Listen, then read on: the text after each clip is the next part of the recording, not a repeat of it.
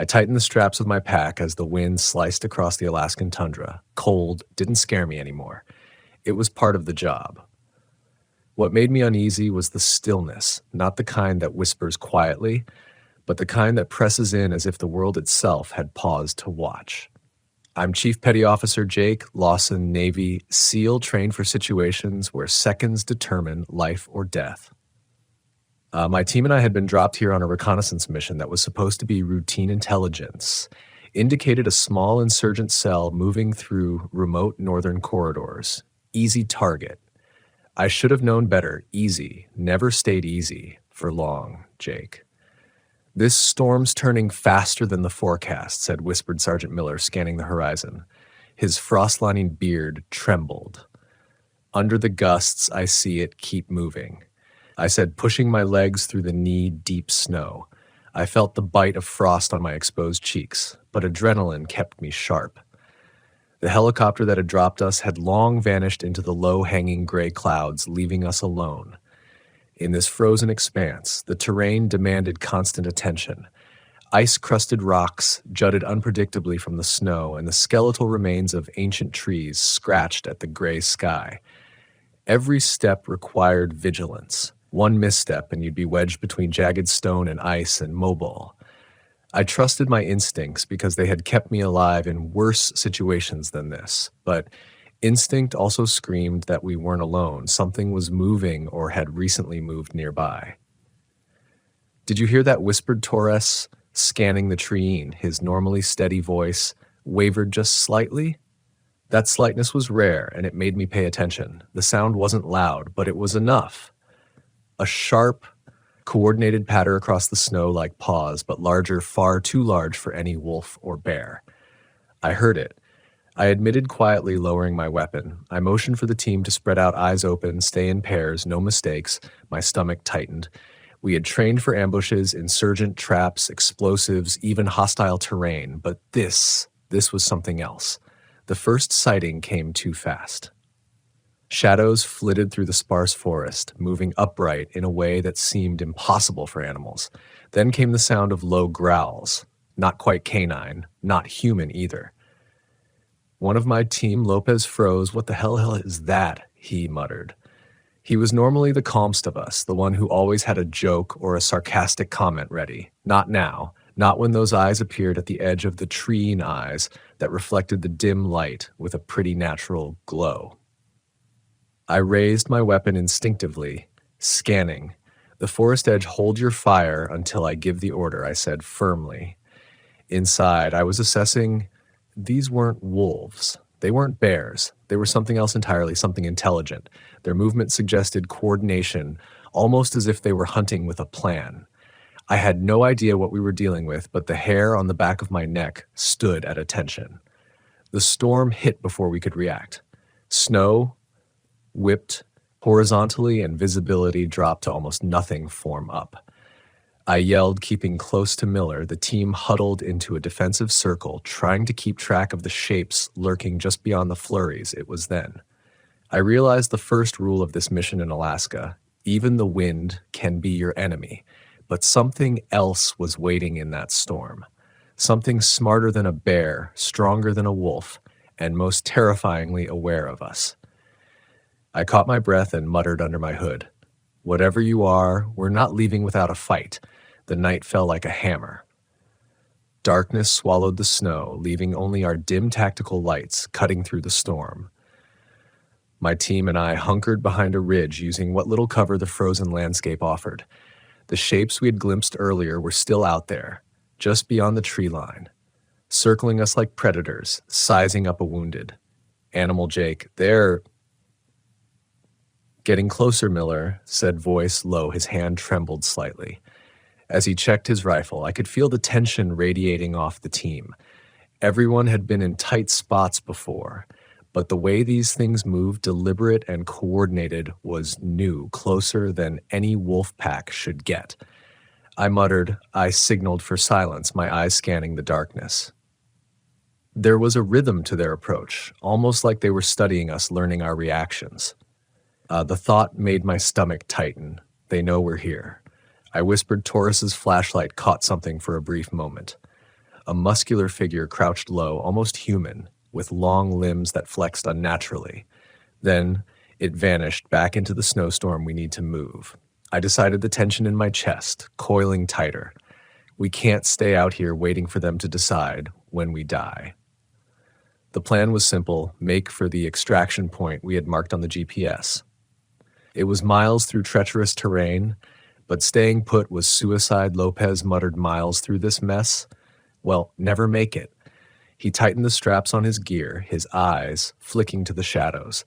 Again, we don't have a choice. I replied firmly. Step. 1, stay together. Step. 2, keep your head. Step. 3, survive. My words were clipped, but inside I was reviewing every scenario I had trained for, every contingency. None of it prepared me for this. We moved cautiously, boots crunching over the snow. Every sound amplified in the stillness then came. As we pressed forward, we realized the storm wasn't just masking their approach. It was helping them coordinate. Every time we paused, they tested our defenses. Every movement we made seemed anticipated. My mind raced through strategies: traps too slow, ambush too risky. We were forced to rely on our training instincts and sheer determination to survive. Hours felt like days as we navigated through the frozen forest. Fatigue clawed at us, but stopping wasn't an option, and all the while those glowing eyes stopped us visible. One moment, gone the next. Their growls echoing just out of reach. I could feel the strain in my team, the mental and physical exhaustion gnawing at us. Yet we kept moving, step by step, breath by breath. We didn't know what these creatures were, but I knew one thing for certain: if we faltered, there would be no second chances. The storm finally began to die down, leaving a gray, oppressive light over the tundra. My eyes ached from scanning every shadow, every ridge, every line of trees. The team was exhausted, bodies moving out of muscle memory rather than conscious thought. Lopez's arm was wrapped tightly, but it was slowing him down. He kept looking over his shoulder, convinced the creatures were just behind us, waiting for a mistake. They're still out there, Taurus said quietly, pointing toward the tree. His fingers shook, and his voice barely rose above the wind. I saw them, 4 of them, just standing watching. I nodded, swallowing hard. The intelligence we'd received on insurgents never mentioned anything like this. Nothing in my training prepared me for something that was fast, smart, and completely unpredictable. I motioned for the team to halt behind a small rise. Listen, we need a plan. I said, we can't outrun them forever. They're pacing us, testing us. We need to turn this to our advantage. I crouched, scanning the snow for tracks. There were prints, huge, clawed, yet strangely humanoid. I traced them with my eyes, following the line that disappeared into the trees. They want us to follow them. I realized they want us to lead them somewhere. Miller frowned somewhere. We can trap them. He asked. I shook my head. No, somewhere. They can pick us off one by one. We need to force a confrontation on our terms, not theirs. I glanced at the team, each of them nodding, trust evident. Despite the tension, we'll move toward that ridge over there, I said, pointing to a steep incline. It's high ground, limited access points. We can make a stand. If we have to, the march toward the ridge was nerve-wracking. Every sound seemed amplified. The snapping of ice underfoot, the whistle of wind through the trees, the distant echoes of low growls at one point. A shadow darted between the trees, too fast for us to get a proper shot. Taurus fired, and the creature disappeared, with a screech that set my teeth forth. On edge, keep moving, I shouted. Do not stop until we're in position. By the time we reached the ridge, the daylight was fading into twilight. I set up a perimeter with whatever covered the terrain, provided rock outcroppings, fallen trees, anything that would slow an approach. Miller and Lopez covered the left flank, Taurus, and I took the right. We had enough ammunition to hold for a while, but only if we didn't waste a single shot. I could feel my heart pounding, adrenaline mixing with cold fatigue, and the eerie certainty that these creatures were circling us, assessing our every move, and then the attack came. It started as a sound, a rush through the trees, almost silent, then louder, a coordinated sprint.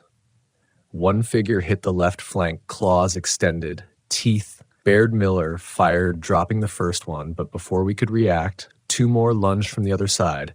The creatures were faster than anything I'd ever faced, blending brute strength with agility.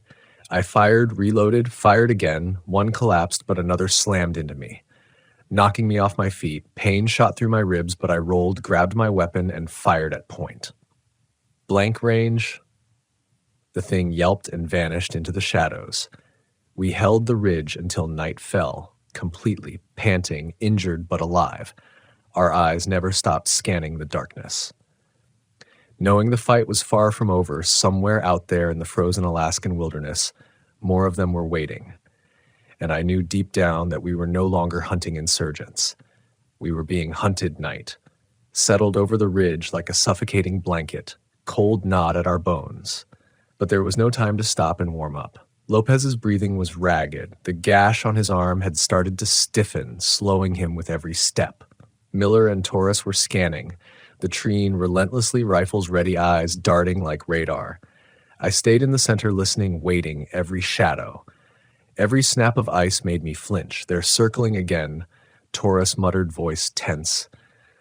I can hear them footsteps heavy, calculated.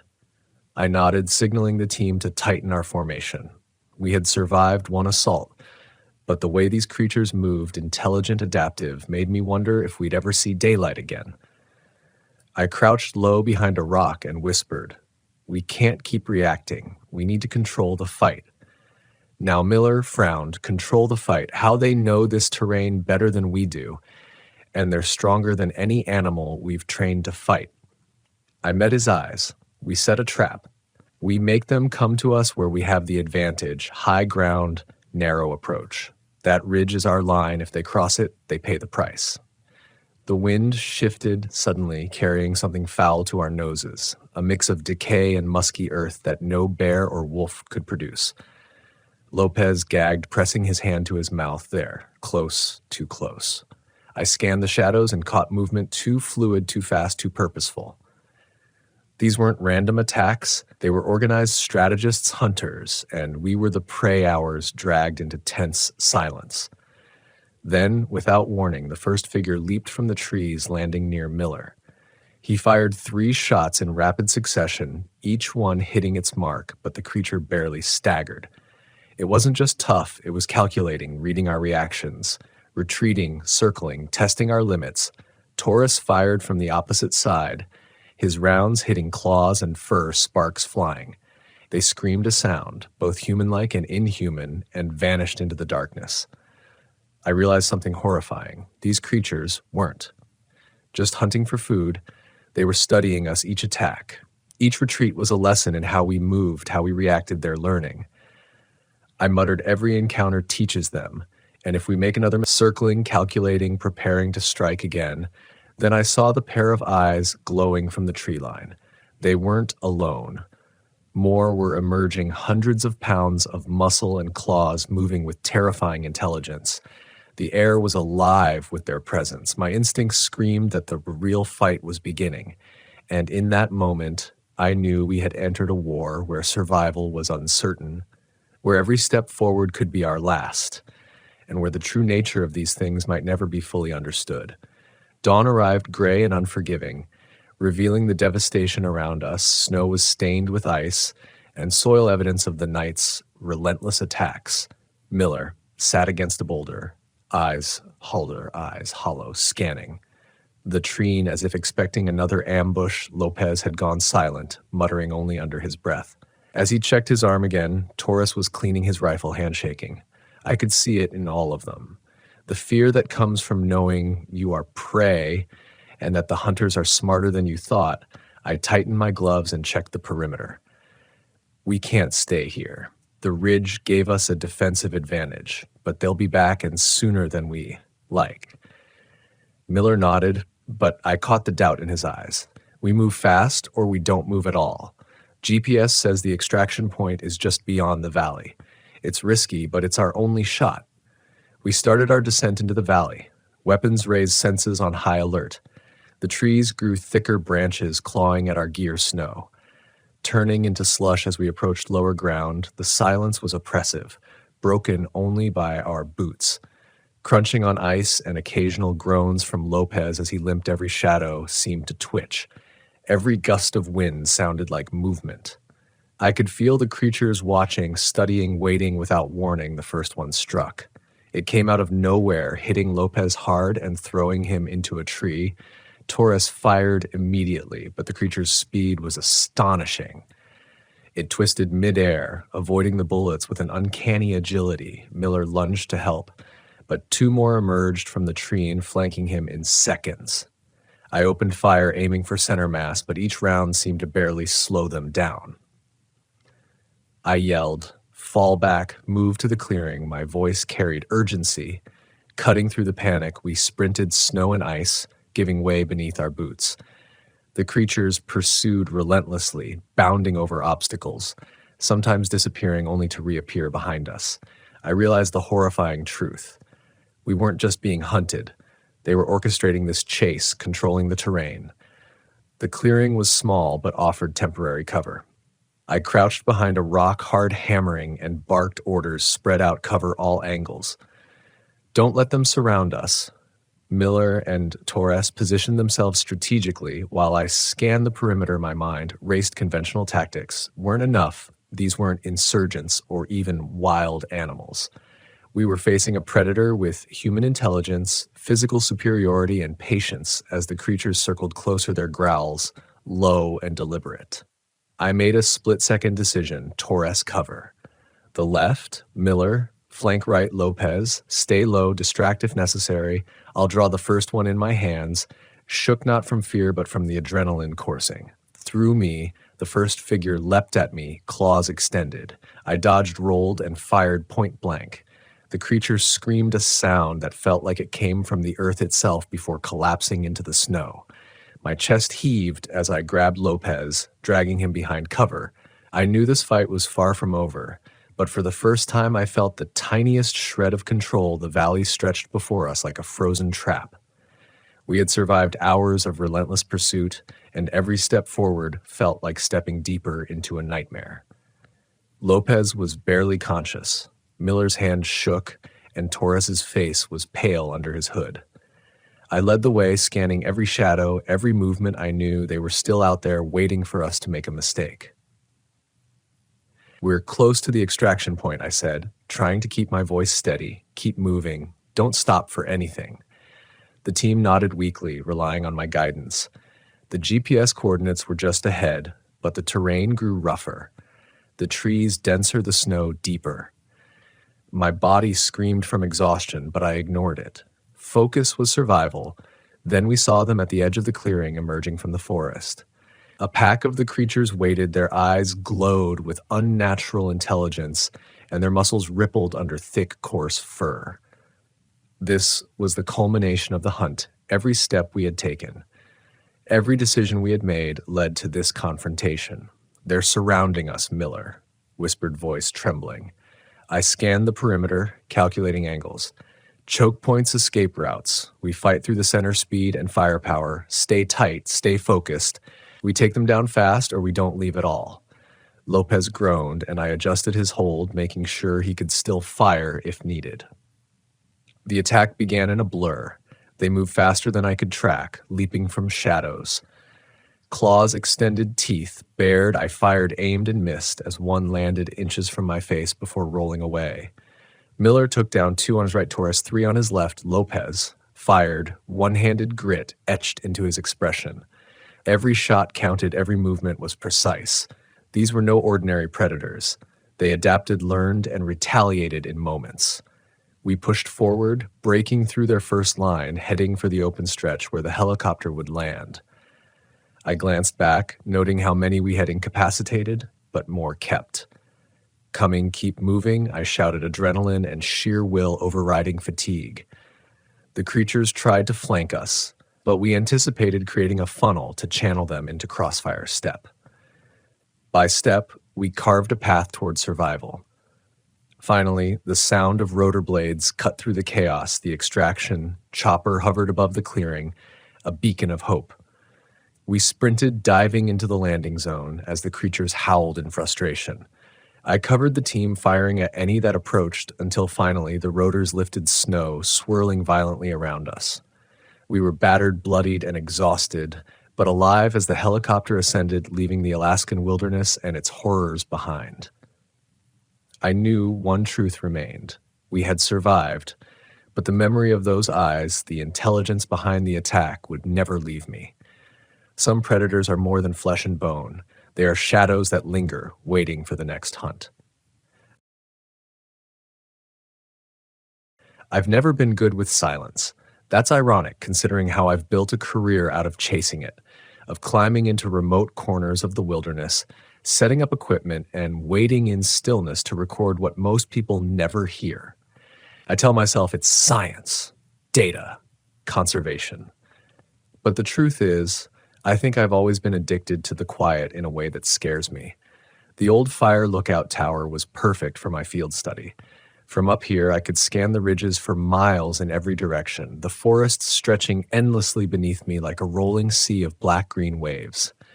During the day, the conifers swayed and whispered in the wind. At night, the world folded in on itself until only the tower remained, an island of iron and rotting wood in a sea of darkness. The tower had been decommissioned in the 70s.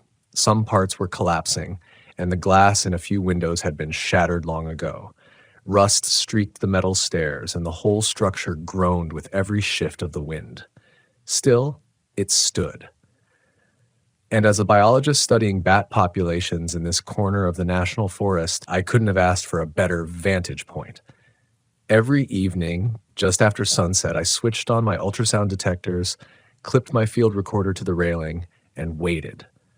The bats emerged like clockwork, darting and diving over the treetops, their high-frequency calls invisible to the human ear but captured by my equipment. Nights blurred together, the scratch of my pencil in my notebook, the tick of my watch, the occasional hoot of an owl far below. For the first week, it was uneventful. Loneliness gnawed at me in the hours before dawn, but I forced myself to stay sharp.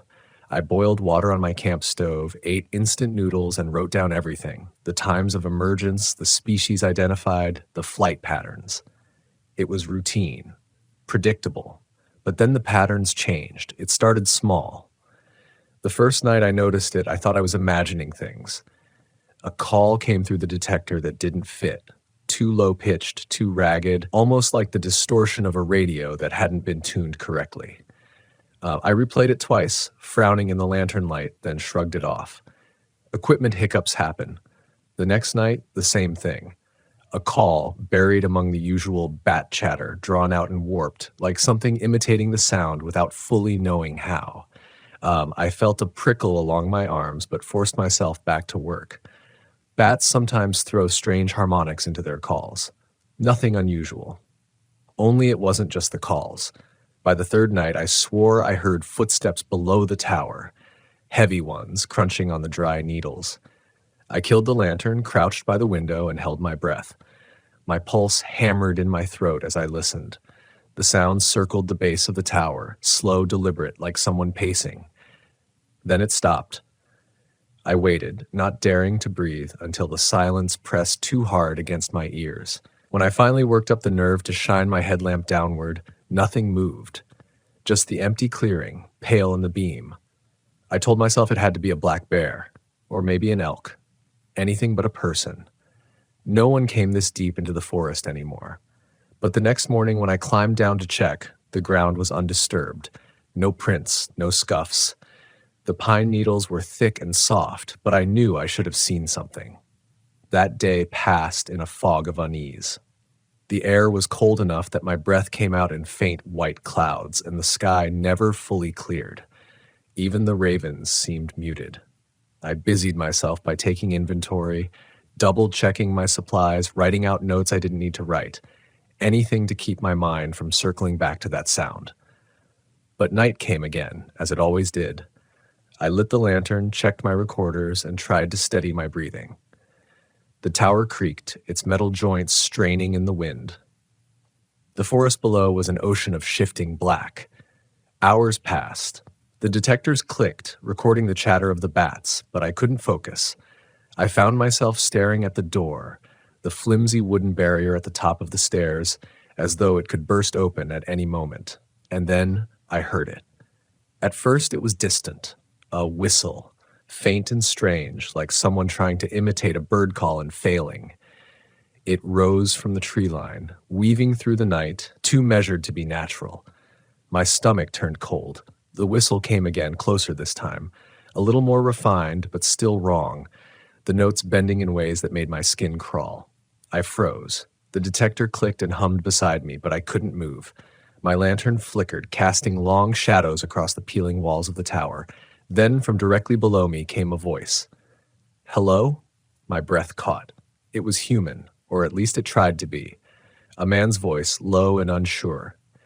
But it dragged unnaturally, the syllables stretched, as though whoever spoke had learned the word by hearing it only once. "Hello?"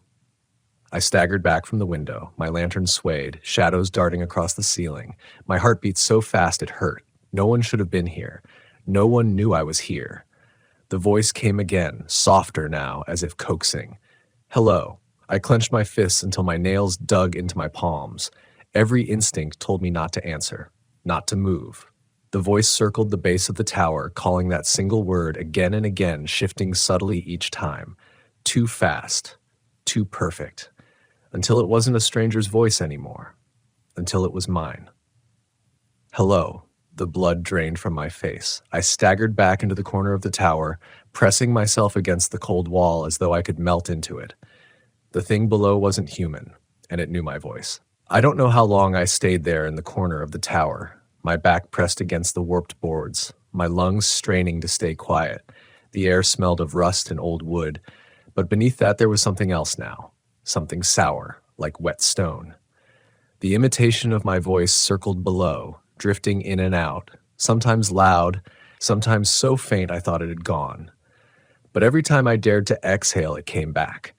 A perfect mimicry except for the pauses, the strange, calculated way it placed the word, like a child learning to speak. "Hello." Silence. "Hello." I couldn't take it anymore. My hands were shaking so badly I almost dropped the lantern.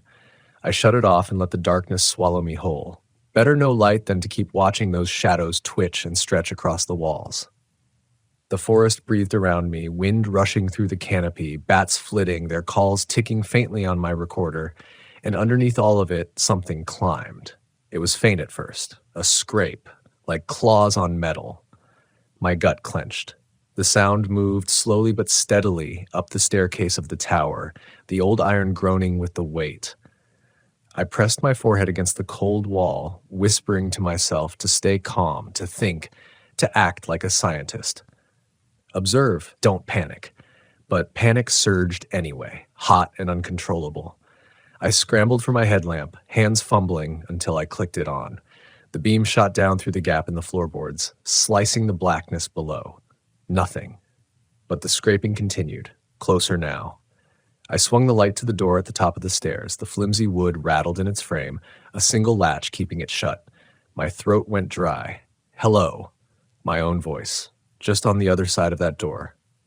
I lunged forward and shoved my field table against it, then my cooler, then anything I could get my hands on. My equipment clattered, notebooks scattering, but I didn't care. The door bowed inward once, twice, as though something tested it with slow, deliberate pressure. Then silence again. I waited. Minutes passed. My legs trembled, threatening to give way. My ears strained for any sound, but the tower gave me only the constant whistle of the wind. Finally, I lowered myself onto the floor, still facing the door. My chest heaved, my eyes burned with exhaustion, and then it spoke again, this time not from outside, from inside the room. "Hello." The headlamp beam wavered as my whole body convulsed. I swept the light across the cramped interior of the tower, the bunks, the broken windows, the equipment cases. Shadows danced, but nothing moved. "Hello." The sound came from the far corner where the wall met the floor. My voice, but hollow, stretched. I crawled backward until my spine hit the opposite wall. The corner was empty. Nothing but peeling paint and the dark mouth of a vent where the old heater used to be. I couldn't breathe. My heart hammered so hard I thought my ribs would splinter. Then, just as suddenly, the voice stopped. The tower groaned. The wind shifted, and the forest reclaimed its silence. I sat there for hours, paralyzed, the headlamp beam fixed on that vent. At some point, the batteries began to die, the light dimming until the corner faded into gray. I didn't dare move to replace them. When dawn finally broke, it was like the world had been holding its breath. Pale light seeped in through the shattered windows, painting the sky with a cold wash of silver. I forced myself to my feet, every muscle stiff, and stumbled outside onto the catwalk. The forest looked unchanged, untouched. The ridges stretched endlessly, indifferent to what had stalked me in the night. The stairs below me were empty, though when I crouched to look closer, I saw fresh streaks along the rusted iron, long, parallel scratches as though something had dragged itself upward. I wanted to leave. God, I wanted to run down those stairs, through the forest until I hit the highway and never looked back. But the rational part of me, stubborn and prideful, whispered that I couldn't. My gear was still here. My work. Months of preparation. And if I left, if I tried to hike out alone, whatever it was might follow me. No. The tower was high, exposed. I could see anything approaching. All I had to do was last one more night. Just one. I spent the day fortifying. I dragged every piece of equipment, every scrap of wood or metal I could find, and braced it against the door. I boarded the broken windows with plywood I found in the storage locker below. My hands blistered from hammering nails into warped frames, but I kept going, adrenaline driving me until my arms shook. When night fell again, the forest swallowed me in darkness. The detectors clicked. The bats chirped, darting in and out of my vision. For a while, I thought maybe it had all been in my head. Sleep deprivation. Stress. But then, faintly from the tree line below, came the whistle. Wrong again. Too low, too long, bending in ways no bird could. My stomach knotted. I sat rigid, the lantern burning low, waiting. And then, from the trees, it spoke. Let me in. Not my voice, not exactly, but close enough to raise every hair on my body. The words drifted upward, twisted in tone like someone speaking through a broken radio. Let m'in. The scraping began again, climbing the stairs, slow and steady. And this time it didn't stop at the door. The wood rattled. Nails screeched as something pressed against the planks I'd hammered in place. The entire barricade shuddered as though tested by inhuman strength. I threw my weight against it, bracing with everything I had. My breath came in ragged gasps. My arms shook. The voice pressed against my ear as though it whispered from just inches away on the other side. Let me in. The wood splintered. The nails groaned. And I realized, whatever this thing was, it wasn't just mimicking. It was learning. The barricade bowed inward with a sharp crack that sent splinters flying.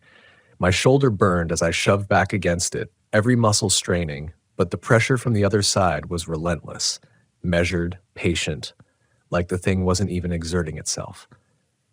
Let me in. The words rolled through the wood, my own voice warped into something lower, wetter, like it was being spoken through a throat full of water. I screamed without meaning to, the sound torn raw from my chest. The barricade buckled. The lantern rattled on the floor, its light shivering across the walls. My headlamp beam cut wildly across the ceiling as I fought to keep my weight pressed against the door. Then, all at once, the pressure stopped. I froze, sweat dripping into my eyes. The silence hit harder than the assault itself. My chest heaved as I listened. Nothing. No scraping, no voice, just the creak of the tower in the wind. I leaned back, shaking, gripping the flashlight so tight my fingers went numb. My stomach churned with dread. And then 3 slow knocks. Not from the door, from inside the room. I spun so fast I almost fell, swinging the headlamp across the interior. The beam swept over the bunks, the broken heater, the scattered notebooks. Empty. The knocks came again, this time from the floor beneath me. The boards bulged slightly, dust puffing up with each strike. My gut twisted. I staggered back, kicking over a chair, and pressed myself against the wall. Lol. The vent. The old, rusted vent where the heater had been ripped out decades ago. Its grate hung loose, the opening black as a mouth. My breath caught in my throat. Let me in. The voice floated out of the vent now, echoing upward. Not outside anymore. Inside. I scrambled forward, grabbed the heaviest thing I could, my metal cooler, and slammed it against the opening. The sound boomed through the tower, rattling the windows. I stacked crates, shoved my duffel, anything I could find until the vent was buried. Then I staggered back, chest heaving, and collapsed against the wall. The forest pressed against the windows. My lantern flickered, throwing long, crooked shadows. Every sound seemed magnified. The groan of the tower, the hiss of the wind, the frantic thud of my own pulse. I don't know how long I stayed like that, watching the barricades, waiting for the next attack. Time blurred. My head nodded once, twice. That's when I heard it. Breathing, not mine. Slow, shallow, coming from behind me. I jerked around, the headlamp beam cutting across the bunks. The bedroll I hadn't touched in days shifted, sagging as though something invisible had just lain down in it. The air went icy, so cold it stabbed into my lungs. My teeth chattered, my flashlight flickered, dimmed, then surged back, and in that sputter of light, I saw it. A shape. Not solid, not fully visible, like heat shimmer rising off asphalt, only black instead of clear. It lay across the bunk, long and thin, arms too stretched, head bent at an unnatural angle. And as my light touched it, its face turned toward me. It didn't have a face, just an absence, a hollow. My legs gave way. I scrambled backward on hands and heels until I slammed into the opposite wall. The shape rose slowly, impossibly tall, stretching as though unspooling from some deeper place. The tower groaned under its weight, and then it spoke. Not hello. Not let me in, but something new. Something strung together from scraps of sound it had learned from me, from the forest, from the world. You cannot leave. The words scraped like stone on stone. My scream tore the silence in half. I grabbed the only weapon within reach, one of the long metal poles I'd used to rig my recording antenna, and swung. The pole cut through empty air, but the shape recoiled, folding in on itself like smoke whipped by wind. The room dropped 10 degrees colder. The lantern flared, then burst, plunging me into darkness. I bolted for the door, ripping crates and equipment aside, tearing splinters from the barricade until the wood gave. The night air hit me like a slap, freezing and sharp. The stairs stretched down into nothingness. The forest below, nothing but a black pit. Behind me, the tower shuddered as though something massive shifted inside. The wood split. Glass shattered. And then, my voice again, but from above, warped into a mockery of calm. Don't go.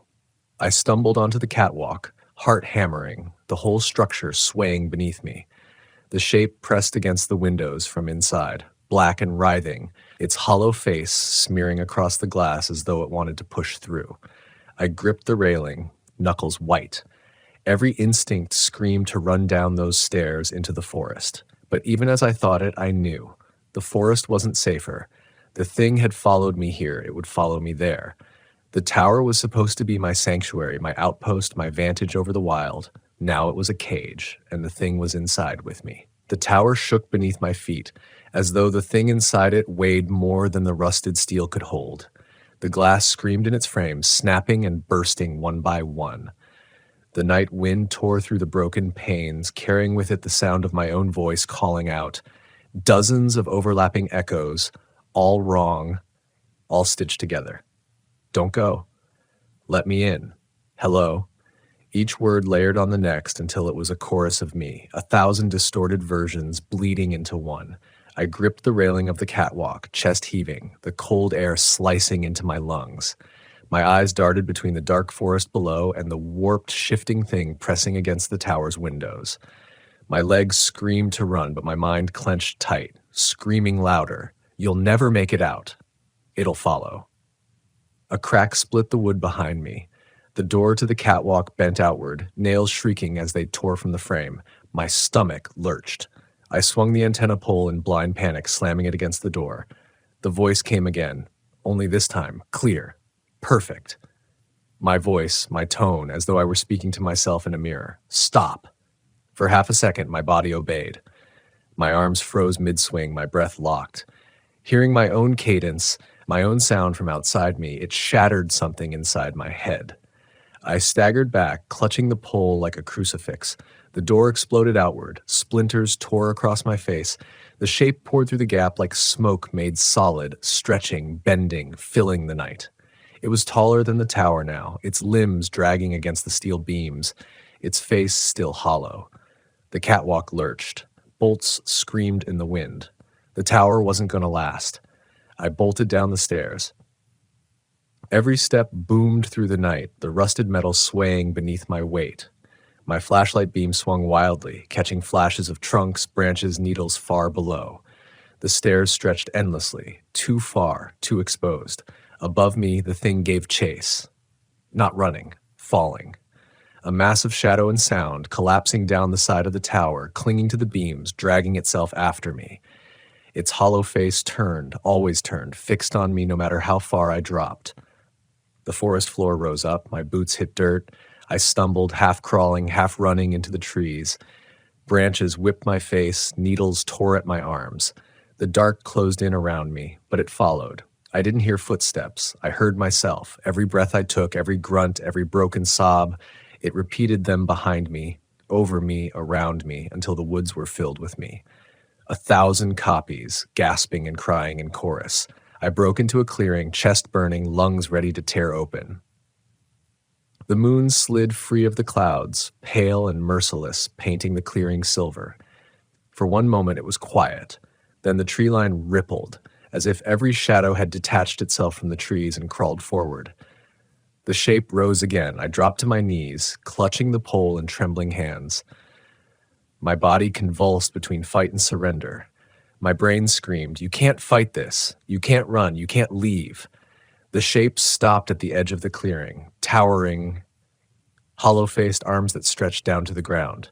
It didn't move. It didn't need to. Instead, it spoke. Not in fragments, not in stuttering mimicry, but in my voice. "Exactly. Perfect. You won't survive without me." The words hit harder than the chase.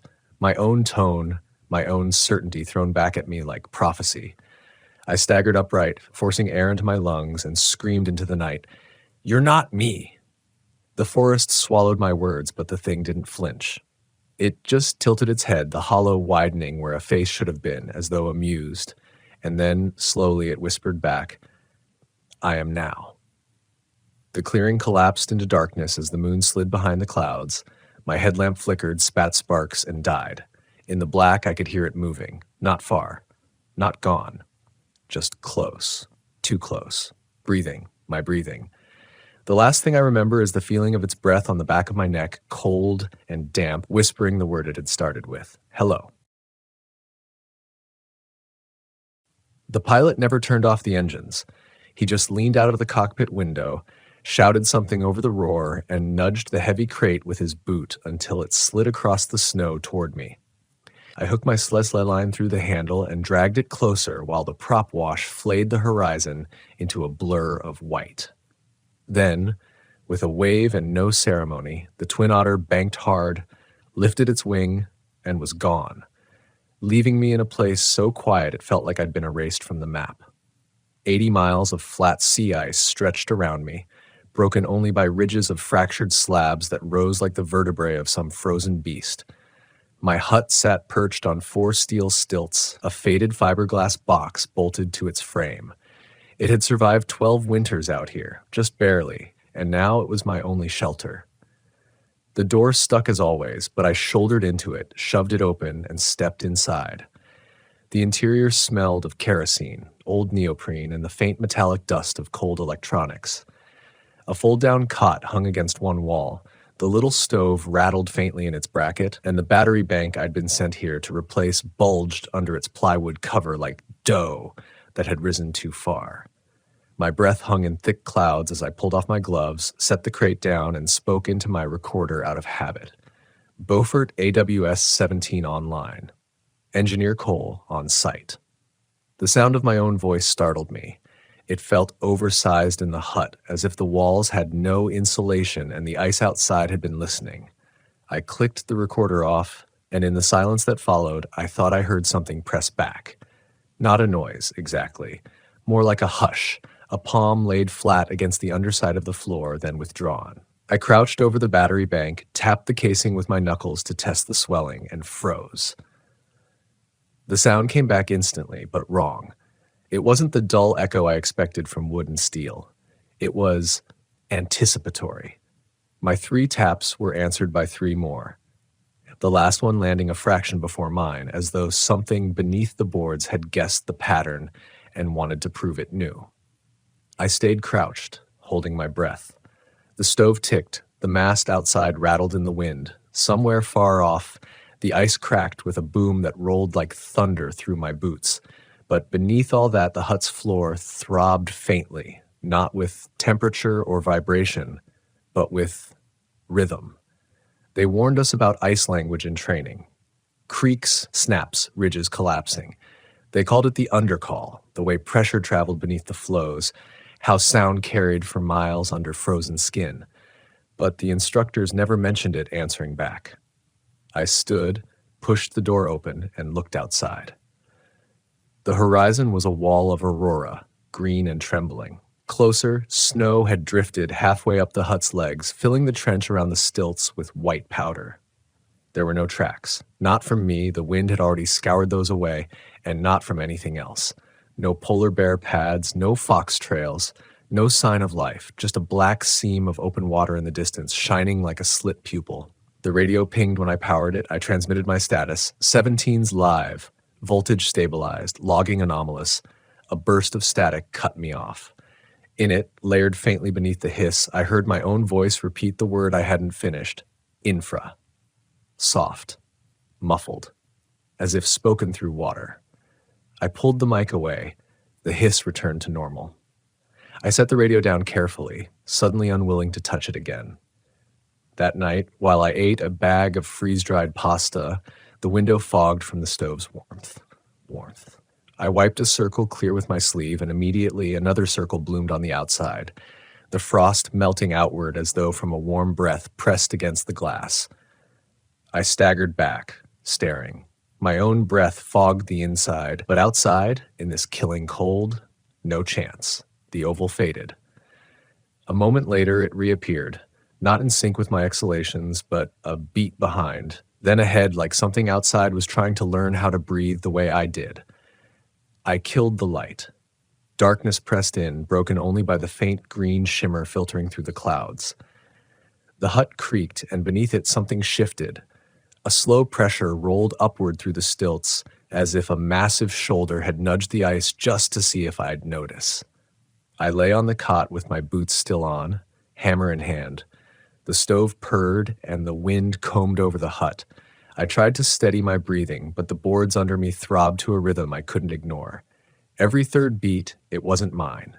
It belonged to something else, something alive beneath the ice, waiting, learning the pattern of me. The wind collapsed just past midnight, and with it went my shield. Without its endless combing over the hut, every other sound bared its teeth. The ice itself spoke now, groans, deep shudders, booming like organ notes rolling up from the seabed. Each vibration came through the floor, subtle at first, then bone deep. I lay still, clutching the hammer against my chest, and counted the seconds between tremors. When the silence pressed too hard, I dressed and went outside. Fear shrinks when you give it more room, I told myself. My headlamp cast a narrow tunnel, flakes glittering like ground glass in the beam. The stars shone viciously bright, cruel in their cold distance. The aurora hung like green smoke torn to ribbons by unseen hands. The massed skylines sagged. That gave me an excuse, something rational to do. I tightened them until they thrummed with metallic tension. My breath froze instantly against my mask, stiff needles crusting around the edges. I felt steady again until I heard it. Footsteps. Not mine. Not echo. Whisper light, brushing over snow a dozen paces to my left. I snapped my head that way, light swinging. Nothing. Just sastrugi ridges carved by wind into frozen waves. I waited. The world held its breath. Then, as I shifted my weight, the steps resumed, half a beat behind me. I froze. The mimic froze too, but not quite fast enough. I heard its last crunch taper out a fraction late. My stomach turned to ice. I started walking back toward the hut, slow. Careful. The unseen companion matched me almost perfectly now, as if it had learned. step for step, except sometimes just ahead, sometimes just behind, like it was adjusting the script. I quickened pace. So did it.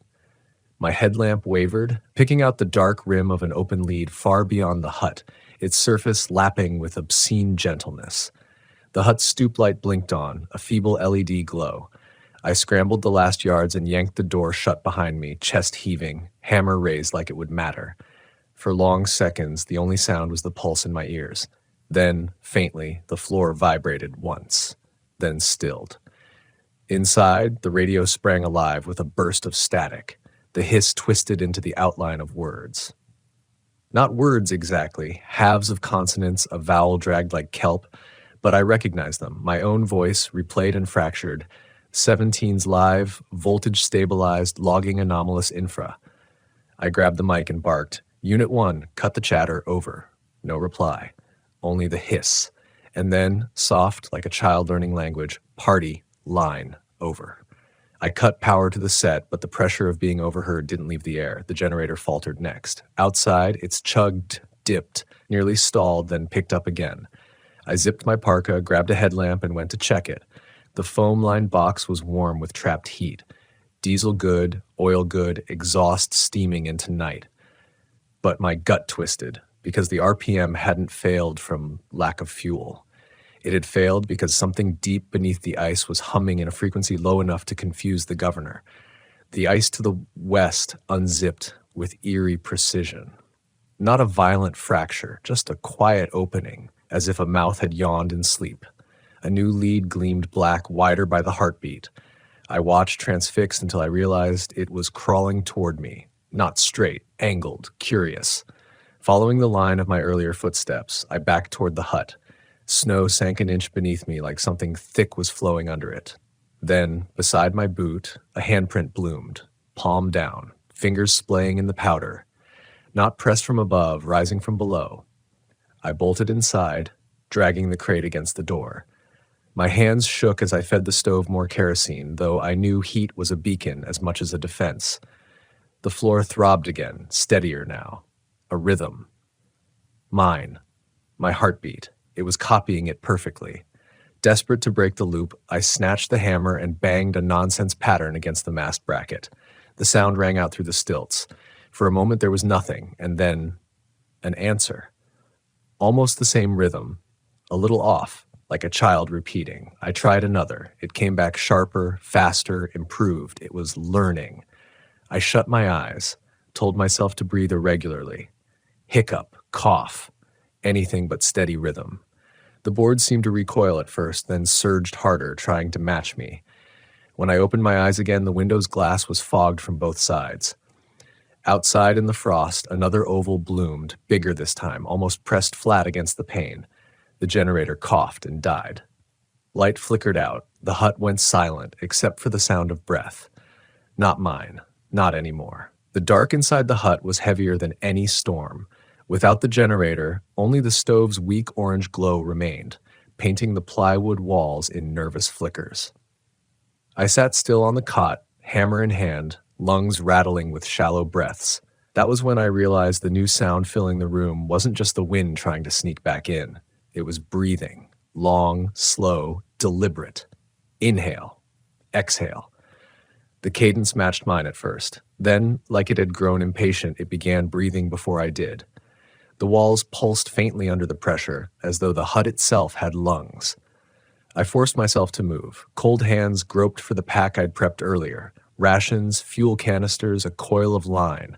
I clipped the sled harness to my belt. If the hut was compromised, the ridge to the west was my only hope. Old blue ice there, thicker, more chaotic, harder for whatever was underneath to navigate. I opened the door a crack. The world outside was luminous under the aurora, but empty of sound. Even my own steps seemed muted, like I was walking across a carpet laid over water. The air had that sharp metallic taste, like copper pennies dissolving on my tongue. The lead was closer, too close. It had crept beneath the hut's legs, black and glossy, reaching toward the stilts like veins. I could hear water lapping, quiet and eager, a tongue tasting the cold air. I stepped down. Snow sagged beneath me, not collapsing, but yielding, as if something pressed upward in greeting. The first few yards I made myself move steadily, dragging the sled, eyes locked on the serrated ridge ahead. Each time my boot crunched, another crunch echoed beside me, slagged half a heartbeat early. It wasn't following. It was walking with me. I stopped. So did it. This time, perfectly. I clenched my jaw, cursed under my breath, and forced myself forward again. Halfway to the ridge, the ice beneath me hummed. A single, low note, too deep to hear with ears but clear through my bones. It vibrated my ribs, tried to seize my lungs into its rhythm. The sled behind me rattled like it was alive. A seam opened to my left, no warning crack, just a gentle unzip. Black water steamed where it met the air, little threads of vapor rising like breath. A snow bridge spanned it, no wider than a door frame. I clipped my line into a screw set on the surface and tested the bridge. The pole sank halfway through, came back wet and glittering. No time.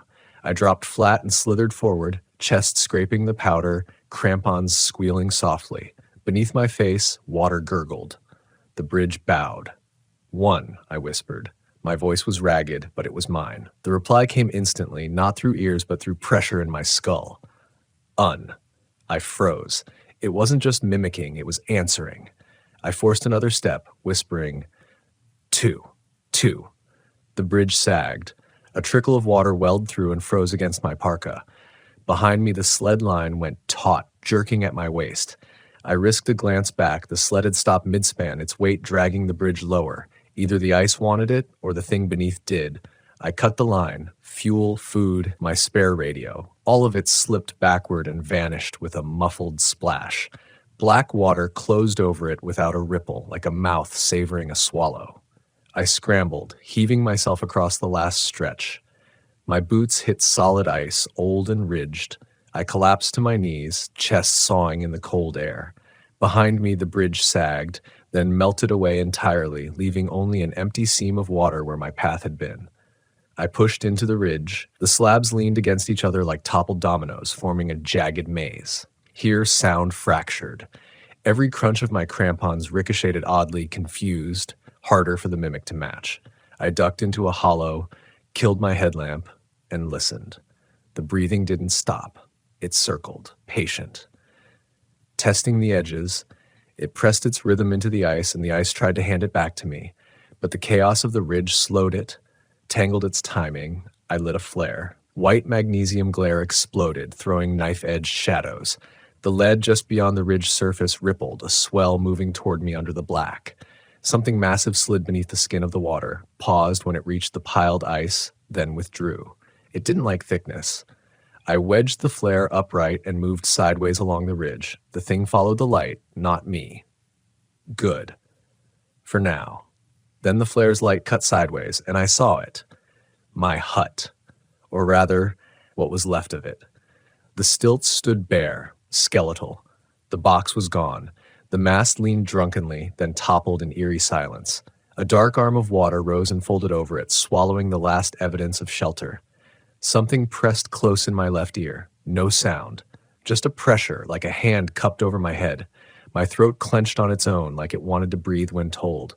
I forced a cough, an ugly, jagged sound. The pressure recoiled. The mimicry faltered. It hated irregularity. I slammed the heel of my hand against my chest in random staccato beats, shouted nonsense syllables into the ridge's walls. The echoes fractured, impossible to predict. The undercall hesitated, its rhythm stumbling. Water retreated a little, rippling uncertainly. For the first time, I felt like I had taken something back. But then, the rope at my waist tugged. I had cut the sled line. I knew I had, yet now it pulled again. Patient, gentle, as if asking me to come back. I touched it with one gloved hand. The fibers were stiff with rime, but something moved inside them, an undulating wave, traveling toward me. The aurora above dimmed. Not because the flare had died, it still hissed bright on its slab, but because something taller than the ridge had blocked it out. I kept my eyes low, fixed on the rope sliding across the ice toward my knee. I knew, with an animal certainty, that if I looked up, I'd give it shape. I'd give it permission. The rope brushed my leg. The cold that bled through every layer felt deliberate, personal. I whispered, hoarse and trembling, "I hear you." The rope slid away, vanishing into the dark. When I finally raised my eyes, I saw a new mast on the horizon, taller than ours had been, black, seamless, rising straight out of the ice without base or guy lines. Not a shadow, not a structure, a spear, waiting, and every step I took toward it was answered perfectly by a footfall beside me. Every step I took, the ice replied. Not echo, companionship. My boots crunched on old ridge slabs, and right beside me another's fell, invisible but undeniable. The flare's magnesium glow dwindled behind me, but I didn't dare light another. Light drew it closer. Light gave it more of me to imitate. The new mast stood black against the aurora, impossibly tall, as if someone had driven a spear of shadow straight through the sky. I didn't remember it being there an hour ago. I didn't remember it being anywhere, ever. Yet there it was, the only landmark in a wasteland that usually erases everything. I forced myself to breathe raggedly, off kilter, to deny it rhythm. My lungs burned from the effort. Each irregular gasp was echoed, but slightly improved, as though it was correcting me. The ridge funneled me into a narrow slot. Slabs leaned together overhead, blotting out the stars. My headlamp beam jittered along fractured blue surfaces, ice clear as glass, riddled with bubbles like veins. As I pressed through, something rippled under the floor, slow like the drag of a body along wet canvas. I crouched low. Every survival instinct screamed at me not to move, not to breathe, but still I whispered, "Not mine, not yours." The ice replied, "Not yours." My stomach flipped. It wasn't just parroting sound now. It was shaping thought. I shoved through the slot and emerged onto a flat, wind-polished pan. The mast loomed closer now, its sheer presence drawing the aurora into a distorted crown around it. The light bent like gravity wasn't in charge anymore. My eyes kept sliding off its surface, as though it wasn't really a thing, but a hole in things. The floor beneath me groaned. Long, whale-deep moans. A pressure rolled through my feet and into my spine. The urge to match it, to let my body move when it said move, was overwhelming. My knees trembled in sync with the pulse before I snapped out of it, but bit my tongue until blood filled my mouth. Copper taste anchored me. A sound rose behind me. Footsteps, plural. I spun, lamp beams slashing across the ridge. Snow drifted. Ice glittered. Nothing moved. But the footsteps didn't stop. They surrounded me now as a ring of invisible companions crunching softly in the powder. Each breath I took came back doubled, tripled, as if a circle of mouths inhaled and exhaled with me. I shouted anything, nonsense syllables, broken patterns. The echoes multiplied into chaos, bouncing between slabs, colliding with themselves. For a moment, the ring of footsteps stumbled. The timing broke. The undercall hesitated. Then the rope whipped across the ice in front of me. The same sled line I had cut. It moved like a snake, writhing toward my boots. I leapt back, heart hammering. The rope coiled itself neatly, waiting, patient, an invitation. The mast pulsed. Not with light, but with darkness like a lighthouse beam in reverse. Each sweep seemed to pull the air thinner. My ears popped. My chest seized, lungs refusing to inflate until the pulse allowed it. I dropped to my knees, choking, hammer clattering from my hand. That was when I heard my own voice again, not through the radio this time, not from under the floorboards, right in front of me. "Cole," it said, perfectly steady. I jerked my head up. My headlamp cut across the snow and lit boot prints, my boot prints, leading straight toward me. But I hadn't walked there. The prints ended a yard away. Nothing stood at the end of them. Yet the air bulged faintly, like heat rising off asphalt, and in that distortion I swore I saw the outline of a person. My height, my shape, my gait, waiting to be filled. "Cole," it said again. The lips didn't move, because it had none. But the shape of me leaned closer, and the voice fell from the air like ice cracking. I staggered back. My heel broke through a crust of snow, plunging into a thin seam of water. The cold bit up my leg like teeth. The undercall surged, thrilled by the slip. A dozen phantom steps rushed forward around me, their rhythm tightening, perfecting. I tore my boot free, scrambled to the ridge wall, and drove my crampons into the ice. Sparks of sound flew up with each kick, wild and arrhythmic. The mimic faltered, its steps scattering as if confused by my refusal to keep beat. But the shadow mast pulsed again, stronger, and my breath hitched in my throat. This time when I coughed to break the rhythm, the cough came back an instant before I made it. It was ahead of me now. I stared at the black spear stabbing the sky. My hut was gone, my sled gone, the ridge slowly losing ground to the crawling leads. All I had left was irregularity, ugliness, the one thing it couldn't quite master. I slammed my forehead against the ice, once, twice, 3 times. Pain flashed white hot, anchoring me. My blood spattered red across the blue surface. The sound was hideous, uneven. The chorus of footsteps stopped. The distortion of me tilted its head, like it didn't understand. I sucked in a ragged breath and screamed into the night, not words. Just noise. A raw human sound no pattern could polish. The black mast swayed, the aurora bent around it. The ice beneath me shrieked in protest, a sound like the earth itself tearing, and then silence. The rope lay limp across the snow, the distortion faded, the footsteps ceased. For the first time in hours, I was alone. I almost wept, but then from directly beneath my feet something exhaled. Long, deep, patient. And the ice whispered in my own broken voice, "Not over." The whisper under the ice hollowed my chest. "Not over," it said, in my voice, but raw, like words spoken through cracked teeth. I staggered back against the ridge wall, palms numb despite my gloves. The ice shivered beneath me, not cracking, not breaking, just flexing like something enormous rolled beneath, pressing close to feel the weight of me. For the first time, I thought of surrender, of lying down and letting it take me, let it fold my shape into its rhythm. I was so small, so temporary compared to the weight humming under this frozen skin. Maybe all it wanted was to wear me like a coat, to walk with me until it learned better. But the copper taste of blood in my mouth said no. The pain in my forehead throbbed with each heartbeat, uneven, ugly. That was still mine. I pushed off the ridge wall, stumbling across the pan toward the mast. It called me now, pulsing black, bending the aurora into spirals above. The closer I drew, the thinner the air became. My ears popped until they bled. My lungs stuttered, allowed to fill only when the mast's invisible signal permitted.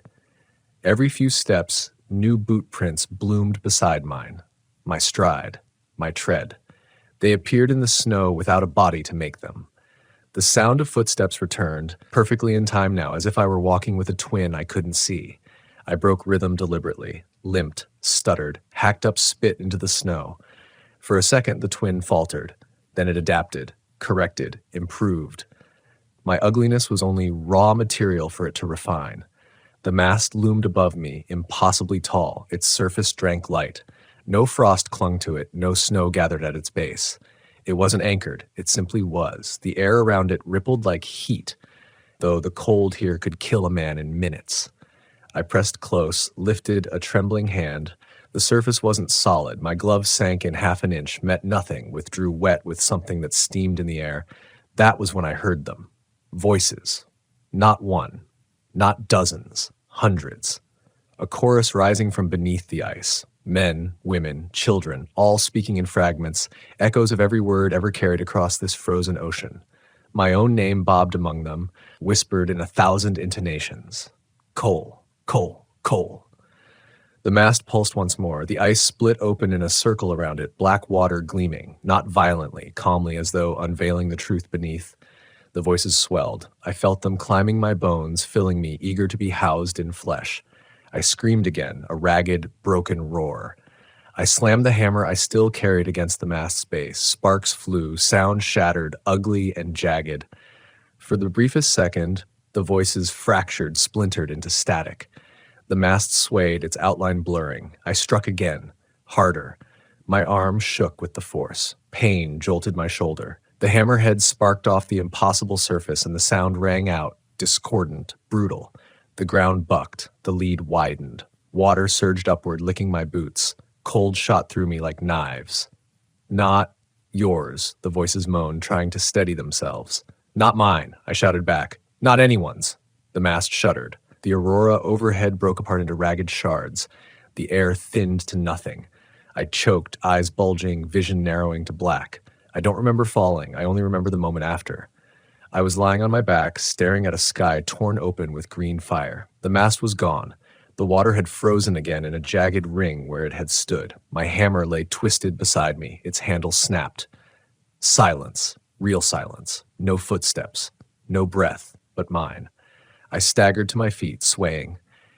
My hut was gone, my sled gone, supplies lost to the black. Only the ridge remained, vast and indifferent. The horizon stretched empty in every direction. I thought I'd beaten it, that somehow, through ugliness and noise, I'd shaken it off. Then I saw them. Boot prints, fresh, leading away from me across the pan. My size, my tread, perfect. I hadn't taken those steps. I stared after them, throat tight. They led toward the horizon into the aurora, vanishing in the distance. The wind returned, brushing snow across the ice, half covering the trail, but not erasing it. Never erasing. I stood there alone in the ruin of everything I'd brought, and I knew the truth. It wasn't finished. It had simply gone ahead to wait. And when I took my next step, the sound of another boot fell first. My name is Daniel Mercer, 37 years old, field geologist for the U.S. Geological Survey. I've always been more comfortable around rocks than people. Analytical, methodical, the kind of man who trusts patterns and data more than gut feelings. That's why I was assigned here in one of the loneliest corners of the Brooks Range in northern Alaska to investigate a series of unusual seismic tremors recorded by our remote sensors. Officially, my report would read something about tectonic microfractures, permafrost shifts, or ice quakes. But unofficially, it was strange. These tremors didn't match the behavior of anything I'd studied before. Too regular, too deliberate, like footsteps. The Arctic air had a way of cutting into my lungs, raw and metallic. Every breath felt filtered through steel wool. My boots crunched through snow crust, so thick it echoed like broken glass in the silence. Even the wind here had its own character, more a hollow moan than a whistle, threading through the valleys and over ridges as if the mountains themselves sighed with discontent.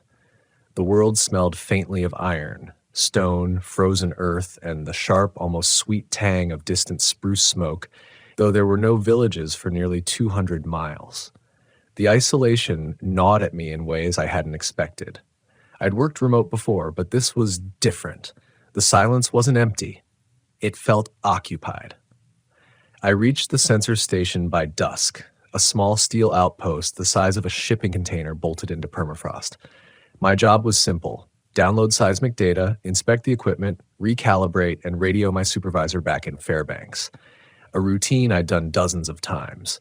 But as the weak Arctic sun slid behind the ridges, casting violet shadows across the snowfields, I noticed something. The snow around the station was disturbed. Not from wind. Wind scours the surface smooth. These were depressions, large oval impressions, too far apart for a bear, too deep for caribou. I crouched down, breath fogging the air, and touched one with a gloved hand. The edges were sharp, not softened by drifting snow, which meant they were fresh. My heart began to hammer, though I forced myself to catalog the possibilities like a scientist. Misidentification. Maybe ice heave or collapse. A bear moving strangely. A prank, though no human should be within 100 miles.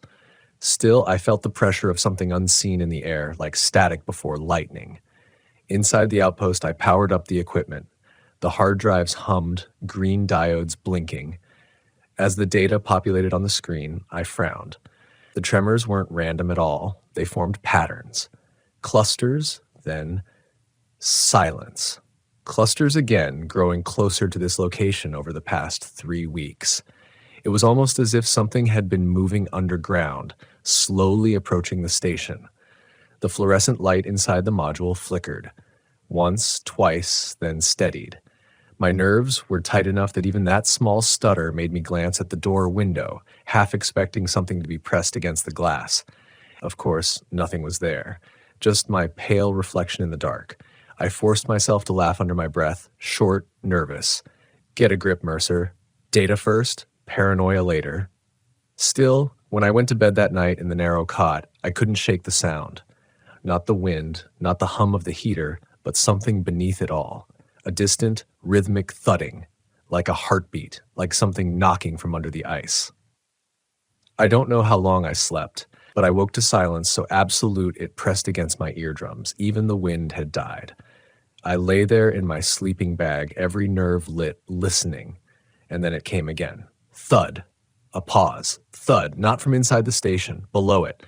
I sat up, sweat damp on my back despite the cold. My rational mind scrambled for explanations. Ice shifting, permafrost cracking, geological phenomena. That's what I was here to study, wasn't it? But ice didn't move with intent. Ice didn't create tracks in the snow. I switched on my headlamp, strapped on boots and jacket, and stepped outside. The night was ink black, sky sprayed with cold stars so sharp they looked carved into the heavens. My breath plumed like smoke. And there it was again. Depressions in the snow, not random, leading away from the station toward a ravine a quarter-mile off. The same oval prints, impossibly wide, the stride long enough that I had to jog to match it. Against every instinct, I followed. The ravine cut deep into the permafrost, a scar where ice melt had carved through ancient rock. My headlamp beam sliced across jagged shadows, glittering frost, and something else. A hole. A tunnel bored into the side of the ravine wall, perfectly round, as though melted straight through the frozen soil and stone. No animal made this. The edges were slick, glossy. The smell hit me then. Sulphurous, damp, like opened earth after rain mixed with rotting eggs. I gagged and pulled my scarf higher. The tracks went straight inside. For a long time, I just stood there, trying to will myself back to camp. Rationality screamed, collect data, leave, report. But curiosity, the same trait that had made me a geologist in the first place, dragged me forward. I crouched by the opening, headlamp illuminating only a few feet before darkness swallowed everything. The tunnel sloped down, disappearing. Something wet dripped from the ceiling. Onto my glove, I lifted my hand.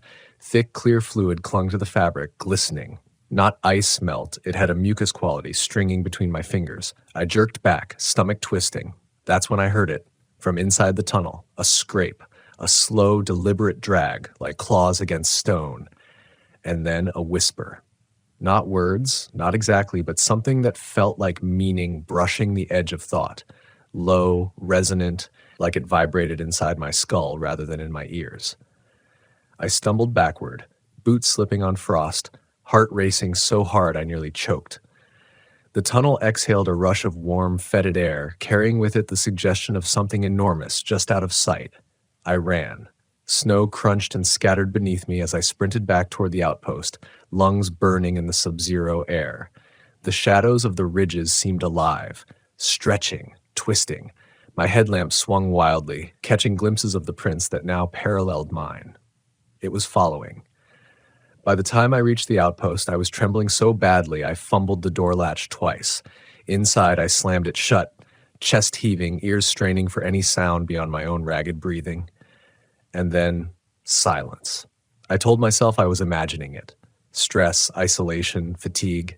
But when I checked the seismic feed again, the pattern had changed. The tremors were directly beneath me now. The station walls seemed thinner than aluminum that night. I sat hunched over the console, staring at the seismograph feed as the lines jittered with each pulse beneath me. The readings weren't chaotic. They were measured, almost like footsteps circling below. I gripped my notebook, trying to frame thoughts in the language of science. Subsurface instability, ice cavern collapses, meltwater movement.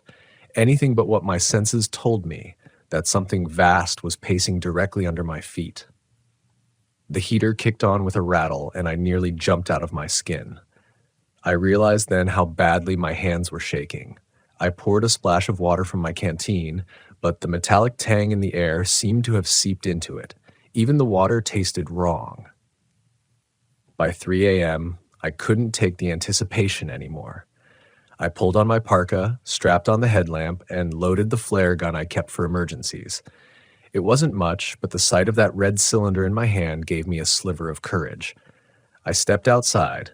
The air was even sharper now, brittle as glass. No wind, no sound. The sky had dimmed with aurora, a slow green ribbon bending and shimmering above, beautiful enough to momentarily steady me. But the snow told a different story.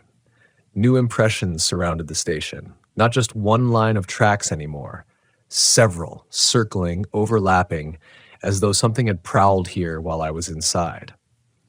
The hair rose on my neck as I realized some were pressed right up to the station's foundation, as if it had come to my door.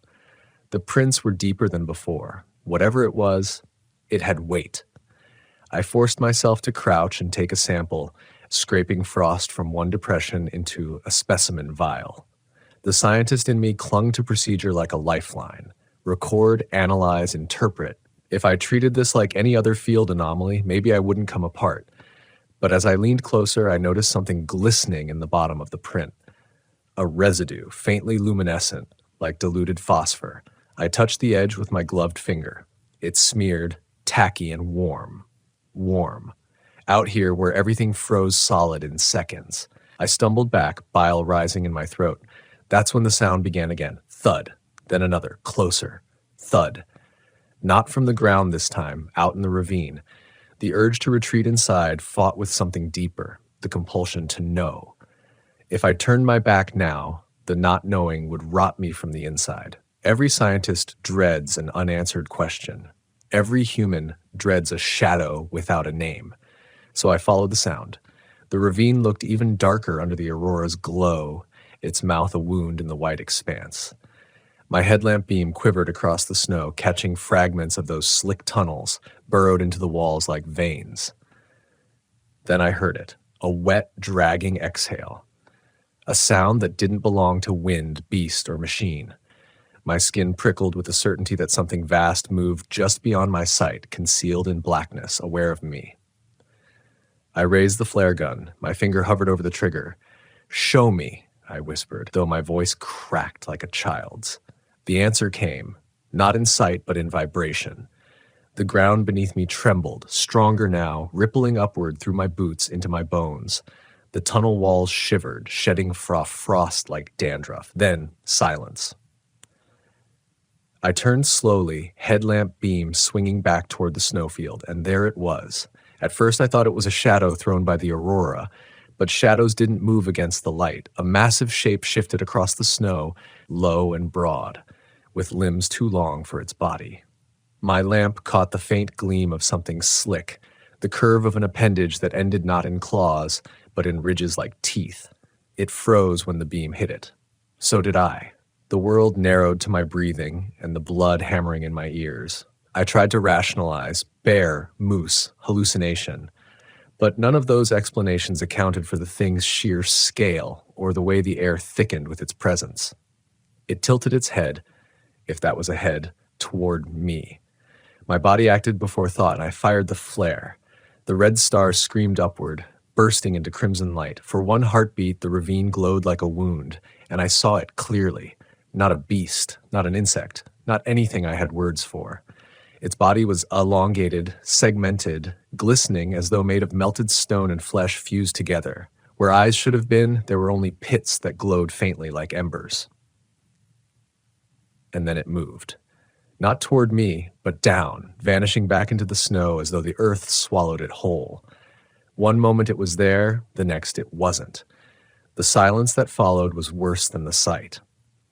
I ran again, but slower this time, every step deliberate, as though sudden movement might summon it back. My flare fizzled out behind me, plunging the land into darkness once more. Back inside the station, I bolted the door and collapsed into the chair. Chest heaving, sweat freezing against my collar. My hands wouldn't stop trembling. I forced myself to write. My field notes turned jagged, scrawled lines. Open quote, observed entity, unknown classification. Subsurface locomotion. Emits seismic tremors consistent with patterned movement. Bioluminescent residue. Behavior. Evasive yet aware. Close quote. My hand froze halfway through a sentence. A vibration rippled up through the floor again. 3 knocks this time, not seismic jolts, not random. 3 evenly spaced, like someone or something was knocking at the bottom of my world. I didn't sleep. I sat through the endless Arctic night with every light blazing, flare gun clutched in my lap, notebook open. Hours stretched, distorted, the heater roared, the wind picked back up, clawing at the station walls. But beneath it all, faint, steady, came the tremors. Not random anymore, a rhythm. almost like a message. And though every part of me resisted, I leaned closer to the floor, straining to hear. That's when I swore I heard it again. Not knocks this time. A voice. Not outside. Not inside. Below. It whispered, resonant, words breaking through my mind like cracking ice. Daniel. Hearing my name broke something in me. The rational part of my mind screamed that it was impossible. Sound couldn't travel like that through frozen earth. Subsurface tremors didn't form syllables. The laws of geology didn't bend for whispers. But I had heard it. Daniel. I gripped the edge of the console so hard my knuckles blanched white. My heart thudded in time with the tremors, a syncopation of fear and disbelief. The heater cycled off, leaving me with only the faint hum of electronics and the scraping of my own breathing. I had to prove I wasn't losing my mind. Documentation. Evidence. That's what scientists do. I scrambled for my field recorder, a rugged black box I used for audio logs. My voice shook as I spoke into it. Open quote. Mercer, 0540 hours. Subsurface seismic pattern altered, appears deliberate. Possible auditory hallucination reported. Subjective voice recognition. Must rule out hypoxia, isolation stress. Close quote. Even saying it aloud didn't feel real. The ground shuddered again. Soft, steady pulses. This time I pressed the recorder directly to the floor. The playback, when I checked it, nearly stopped my heart. Not just noise. Not random. The knocks were in a pattern. 3 short, 1 long. Pause. Repeated like code. My mouth went dry. Morse code? Some form of communication? Who or what would know my name? I tried tapping back. 3 quick raps on the metal floor with the butt of my flashlight. The silence that followed was so deep I regretted it instantly. Then slowly the reply came. 3 short, 1 long. The same pattern. I staggered back from the console, bile rising in my throat. It had heard me. It had answered. Shh. The sun rose in a weak gray smear across the horizon, though here in winter the light barely cut the gloom. I forced myself to eat, but every bite of dried rations tasted like sawdust. My body craved fuel, but my nerves were too taut. By noon, I decided I couldn't just sit inside and wait. The station felt like a coffin, and whatever was beneath me had already proven it could find me anywhere. I packed a day kit, specimen vials, notebook, recorder, flare gun, extra batteries, and stepped outside. The tracks were clearer in daylight. They circled the station, overlapped, then led outward again, back toward the ravine. Only now there were more. Not 1 set, not 2. Dozens. The snowfield looked trampled by giants. A shiver lanced down my spine. If there was more than one, how had they all vanished beneath the earth so quickly? How deep did those tunnels go? My curiosity and terror fought for control as I approached the ravine again.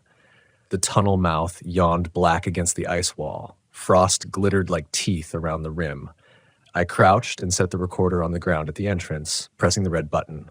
Audio log, entrance, survey. Entity movement suspected. The air that seeped from the tunnel was warmer than the surrounding cold, tinged with sulfur and something faintly organic like spoiled meat. I forced myself to lean closer. The sound inside was unmistakable. Breathing. Slow, cavernous, like bellows filling and emptying. Not wind, not geological, alive. I should have run. Any sane man would have. Instead, I whispered into the recorder, "Subject emits continuous respiration, scale unknown." Then the breathing stopped. The silence pressed against me like a weight. I froze, crouched at the lip of the tunnel, every instinct shrieking. And then came a sound I will never forget, a voice. Not in English, not in any human tongue, but a resonance that clawed at the edges of meaning, as if my brain tried and failed to translate it. The syllables slithered through the stone, heavy and wet. I stumbled back, nearly dropping the recorder. The tunnel exhaled again, this time with force. Snow burst outward, peppering my parka with frost. I saw movement deep inside, something massive shifting toward me. Panic finally won. I grabbed the recorder and bolted. My boots tore divots in the snow as I scrambled back to the station, heart slamming so hard I thought I'd black out. When I looked over my shoulder, the tunnel mouth was collapsing in on itself, snow and soil sucking downward as though the earth swallowed it whole. Whatever was in there had sealed itself back inside. or it didn't want me to follow. Back in the station, I replayed the recorder.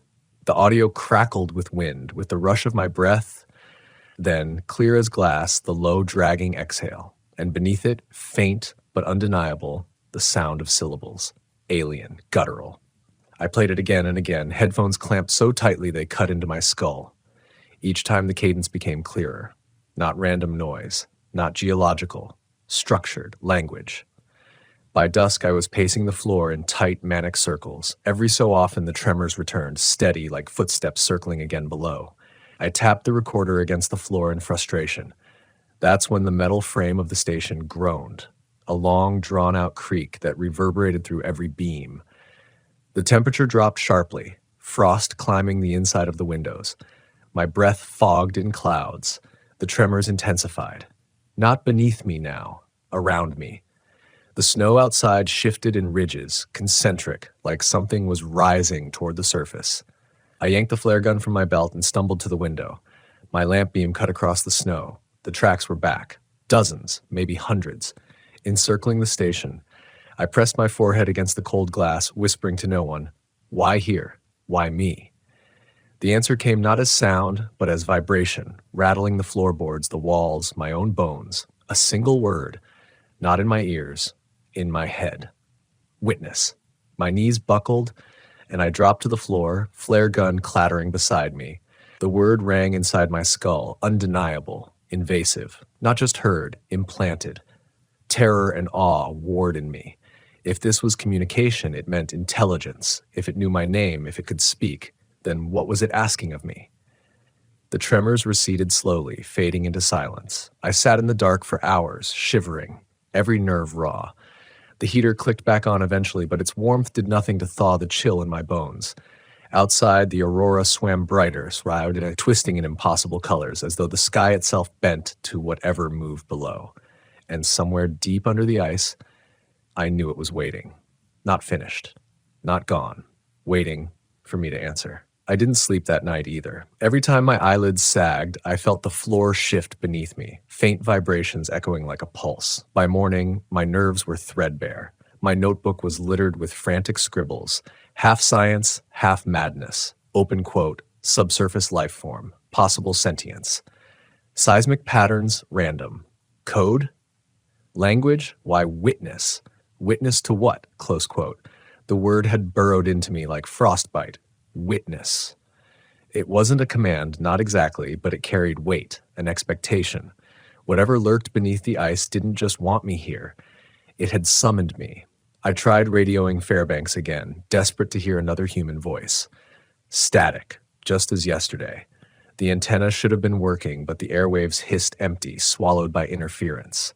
Isolation had never felt so absolute. By noon, I couldn't take the confinement anymore. I packed a heavier kit this time. Extra food, batteries, both flares, and my geological hammer. The hammer's weight steadied me. It was the only tool in my arsenal that felt capable of cracking more than ice. I stepped out into a world of endless white and silence. The air burned in my lungs, but I welcomed it. Anything was better than the suffocating closeness of the station. The tracks were there again, as if drawn in my absence. Dozens, maybe hundreds, all converging toward the ravine. I told myself I'd only observe, collect more evidence, enough to bring back, enough to prove I hadn't lost my mind. The ravine looked different today, wider. Its walls slumped inward, snow cascading in fresh drifts. The tunnel mouths along its sides had multiplied, black, round apertures, some no bigger than a fist, others large enough to drive a truck into. My throat tightened. They weren't caves. They were vents, exits. I crouched at the edge, recorder in hand. Mercer, log 3. Multiple new boreholes observed. Distribution suggests deliberate excavation, organized expansion pattern. My voice trembled, but I forced the words out. Conclusion, not random. Colony behavior suspected. That word, colony, stuck in my skull like a nail. I stared down into the largest tunnel where faint warmth exhaled against my face. My lamp beam caught wet surfaces, slick and glossy. For a heartbeat, I thought I saw movement, something coiling away into the dark too fast to identify. My breath fogged the recorder. Subject observed, retreated upon light exposure. Then the ground lurched. Not a tremor, not distant. The snow beneath my boots shifted, sagged. I stumbled back, just as a section of ravine wall collapsed inward with a roar, ice and soil vanishing into a new cavern below. And from that dark, fetid hole came a sound, a chorus, dozens of overlapping exhalations, low and guttural, resonating together like a subterranean choir. The vibration rattled my teeth. I fell to my knees, clutching the recorder. My ears rang, but beneath the roar I swore I heard it again. Not random tones, not mere noise, words. Layered, alien, but forming a cadence that brushed against meaning and threaded through it, clear as glass, my name. Daniel. I clapped my hands over my ears, but it wasn't sound anymore. It was inside me, vibrating in my bones, sliding along the edges of thought like oil. Witness. The word pulsed again, not in my ears, but in my chest. A demand, a summons. I stumbled backward, heart jackhammering. My boots slipped on the snow, but I didn't stop until the station loomed before me again, metal walls catching the pale light. Back inside, I slammed the door and braced it with the steel chair. My breath came in ragged sobs, hands trembling so badly I dropped the recorder twice before I managed to replay the last file. Static. Wind. Then layered tones, deep and resonant, building into a rumble, and faintly, threaded through the distortion, a word in English. My name. My knees gave out. I sat on the floor, back to the wall, recorder clutched like a talisman. They weren't hallucinations, not isolation stress. This was real. But what did they want me to witness? That evening, the station trembled again. Not faint this time. The whole structure rattled, bolts groaning against permafrost. Dishes fell from shelves, the light fixtures swayed. I shouted into the radio out of sheer desperation. "This is Mercer at Outpost Kilo 7, requesting immediate evac. Anyone copy?" Only static. Then, beneath the static, another voice. "Daniel?" I dropped the handset as though it had burned me. The speaker crackled again, but this time it wasn't words. It was chanting. A layered, resonant drone, so deep it made the walls hum. The ground shook harder. A hairline crack zigzagged across the floor, frost hissing from its seam. The air stank of sulfur and wet stone.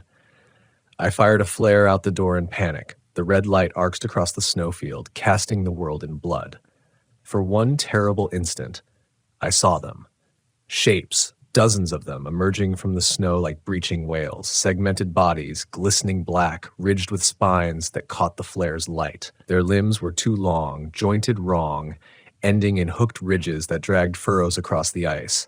They weren't just below anymore. They were here. The flare sputtered and died, plunging everything back into darkness. But the chanting continued. Closer. Louder. Witness. The floor split wider. A plume of hot, damp air surged upward, smelling of rot and earth. My equipment toppled, screens shattering. I pressed my back to the wall, hammer clutched in one hand, flare gun in the other, eyes darting to the widening crack in the floor. Because something was rising. Something massive. And whatever it was, it wanted me alive. The crack in the floor gaped wider with a grinding shriek. Metal bolts snapped. Frost dust rained from the ceiling. My flare gun shook in my hand, the hammer heavy in the other, both useless talismans against the thing clawing its way into the world. The chanting filled the air, not through the radio now, through the earth itself, a resonance that rattled my ribs. It wasn't a song, it wasn't prayer, it was a summons, and I was the audience. Witness. The floor buckled. I scrambled back, pressing against the far wall as a slab of concrete split and dropped into darkness. Steam roared upward, thick and damp, carrying that sulfur stench so strong it made me gag. Then I saw it. First, the appendage, an obsidian black limb, slick and ridged like something grown from stone. It slammed against the floor, hooked ridges biting into steel and ice alike. The whole outpost shuddered as though gripped in a giant's fist. Another limb followed. Then the head, or what I thought was a head, elongated, eyeless, glowing faintly at its seams with ember-red light. It didn't emerge fully. It didn't need to. The sheer scale was enough to make me feel like an insect. My rational mind fractured. I couldn't fit it into taxonomy, couldn't label it as beast or phenomenon. It was other. The voice hit me again, this time not a whisper, a roar inside my skull. Witness. My legs buckled. I dropped to my knees, flare gun clattering on the floor. My vision blurred, ears ringing, as if the word itself was pressure enough to crush me. But then something in me rebelled. Some stubborn streak of humanity, the part of me that refused to be reduced to a specimen. I grabbed the flare gun, forced myself upright, and fired. The red star screamed into the thing's mass, bursting in a spray of fire and sparks. For one moment, the outpost blazed crimson, and I saw it clearly. Segmented body coiled in the abyss, ridges glowing like molten veins, mouth splitting open to reveal not teeth but layers of grinding plates. The light seared across its flesh. It recoiled with a sound that rattled the walls. A shriek, half subsonic, half ultrasonic, a scream my body felt more than heard. I took the chance. I ran. Bursting out into the night, I plunged into the snowfield, lungs burning with the cold, legs pumping like pistons. Behind me, the outpost crumpled with a tortured metallic wail as the ground gave way. Aurora light swam above, casting the snow in eerie green and violet. Shadows rippled beneath the ice as though the earth itself writhed. I didn't know where I was running, just away. But the land betrayed me. Tremors chased my heels, snow cracking open in sudden fissures. Steam belched upward in choking bursts. Tracks, those vast oval depressions, opened ahead of me, fresh as if something moved in lockstep beneath. I fired the second flare. It shot high, bursting overhead. For one terrible instant, the entire snowfield glowed red, and I saw them. Not one, not dozens, hundreds. Shapes heaving under the ice, ridges breaking the surface like dorsal fins, bodies sliding through snow as if it were water. The whole tundra was alive with them. The flare sputtered out, plunging me back into aurora-streaked dark. I staggered to a halt, chest burning, panic clawing at my throat. There was nowhere to run. No outpost, no radio, just me, the endless snow, and the things that had lived here long before. The chanting returned, layered voices reverberating through the ground, surrounding me from every direction. I clamped my hands over my ears, but it didn't matter. It was in my bones, in my blood. Witness. I fell to my knees, snow soaking my pants, hammer dangling uselessly from my hand. My breath came in ragged gasps. I felt them encircle me, unseen beneath the surface, the tremors forming a rhythm like a heartbeat. And then silence. The snow, just a few feet ahead, sagged. Split. Something vast rose slowly, deliberately, until it towered above me, half-emerged, eyeless, mouth plates shifting in a grotesque facsimile of speech. Heat rolled off it in waves. I expected death. Instead, I felt the word again. Not shouted this time, not a demand, a whisper. Witness. My vision blurred. Images flickered across my mind's eye. Not mine, not memories, but impressions. Caverns beneath the earth, vast as cities, glowing with molten veins. Shapes coiled in darkness. An endless lineage stretching back before humanity ever existed. I saw storms of fire, seas boiling, ice ages grinding down mountains, and through it all, them, enduring, watching. I was on my knees in the snow, trembling, weeping without knowing why. It wasn't killing me, it was showing me, forcing me to see, and then blackness. I woke sprawled on the snow. Dawn bled across the horizon in pale orange. My body ached, but I was alive. The ravine was gone, or rather sealed. The snow stretched unbroken as if nothing had ever clawed its way up.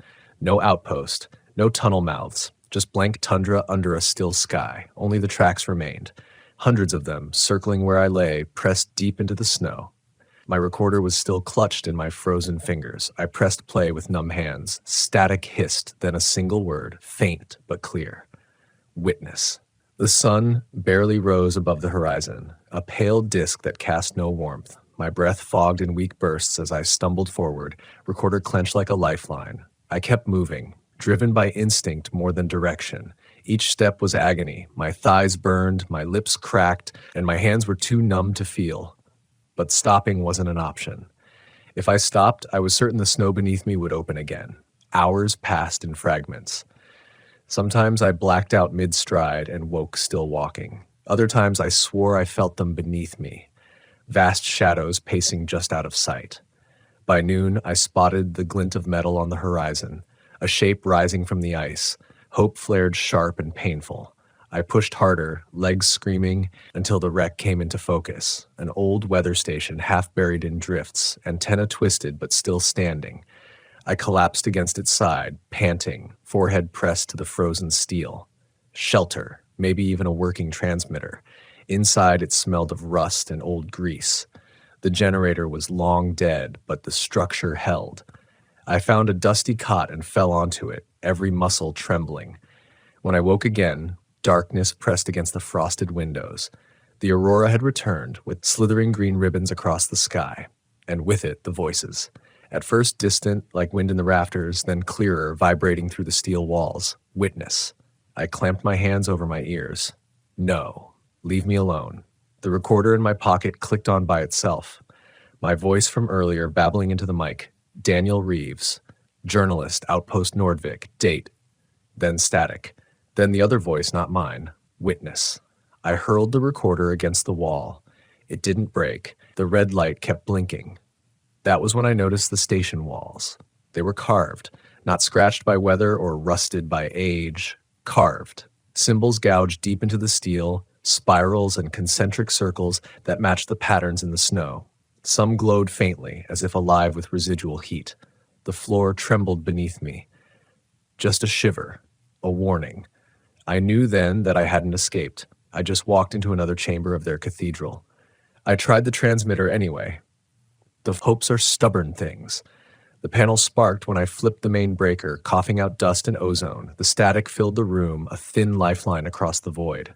"This is Daniel Reeves," I said, voice cracking. "Anyone receiving, please?" Outpost Nordvik collapsed. "Something's here. Something." The static wavered. A voice pushed through. Faint, urgent.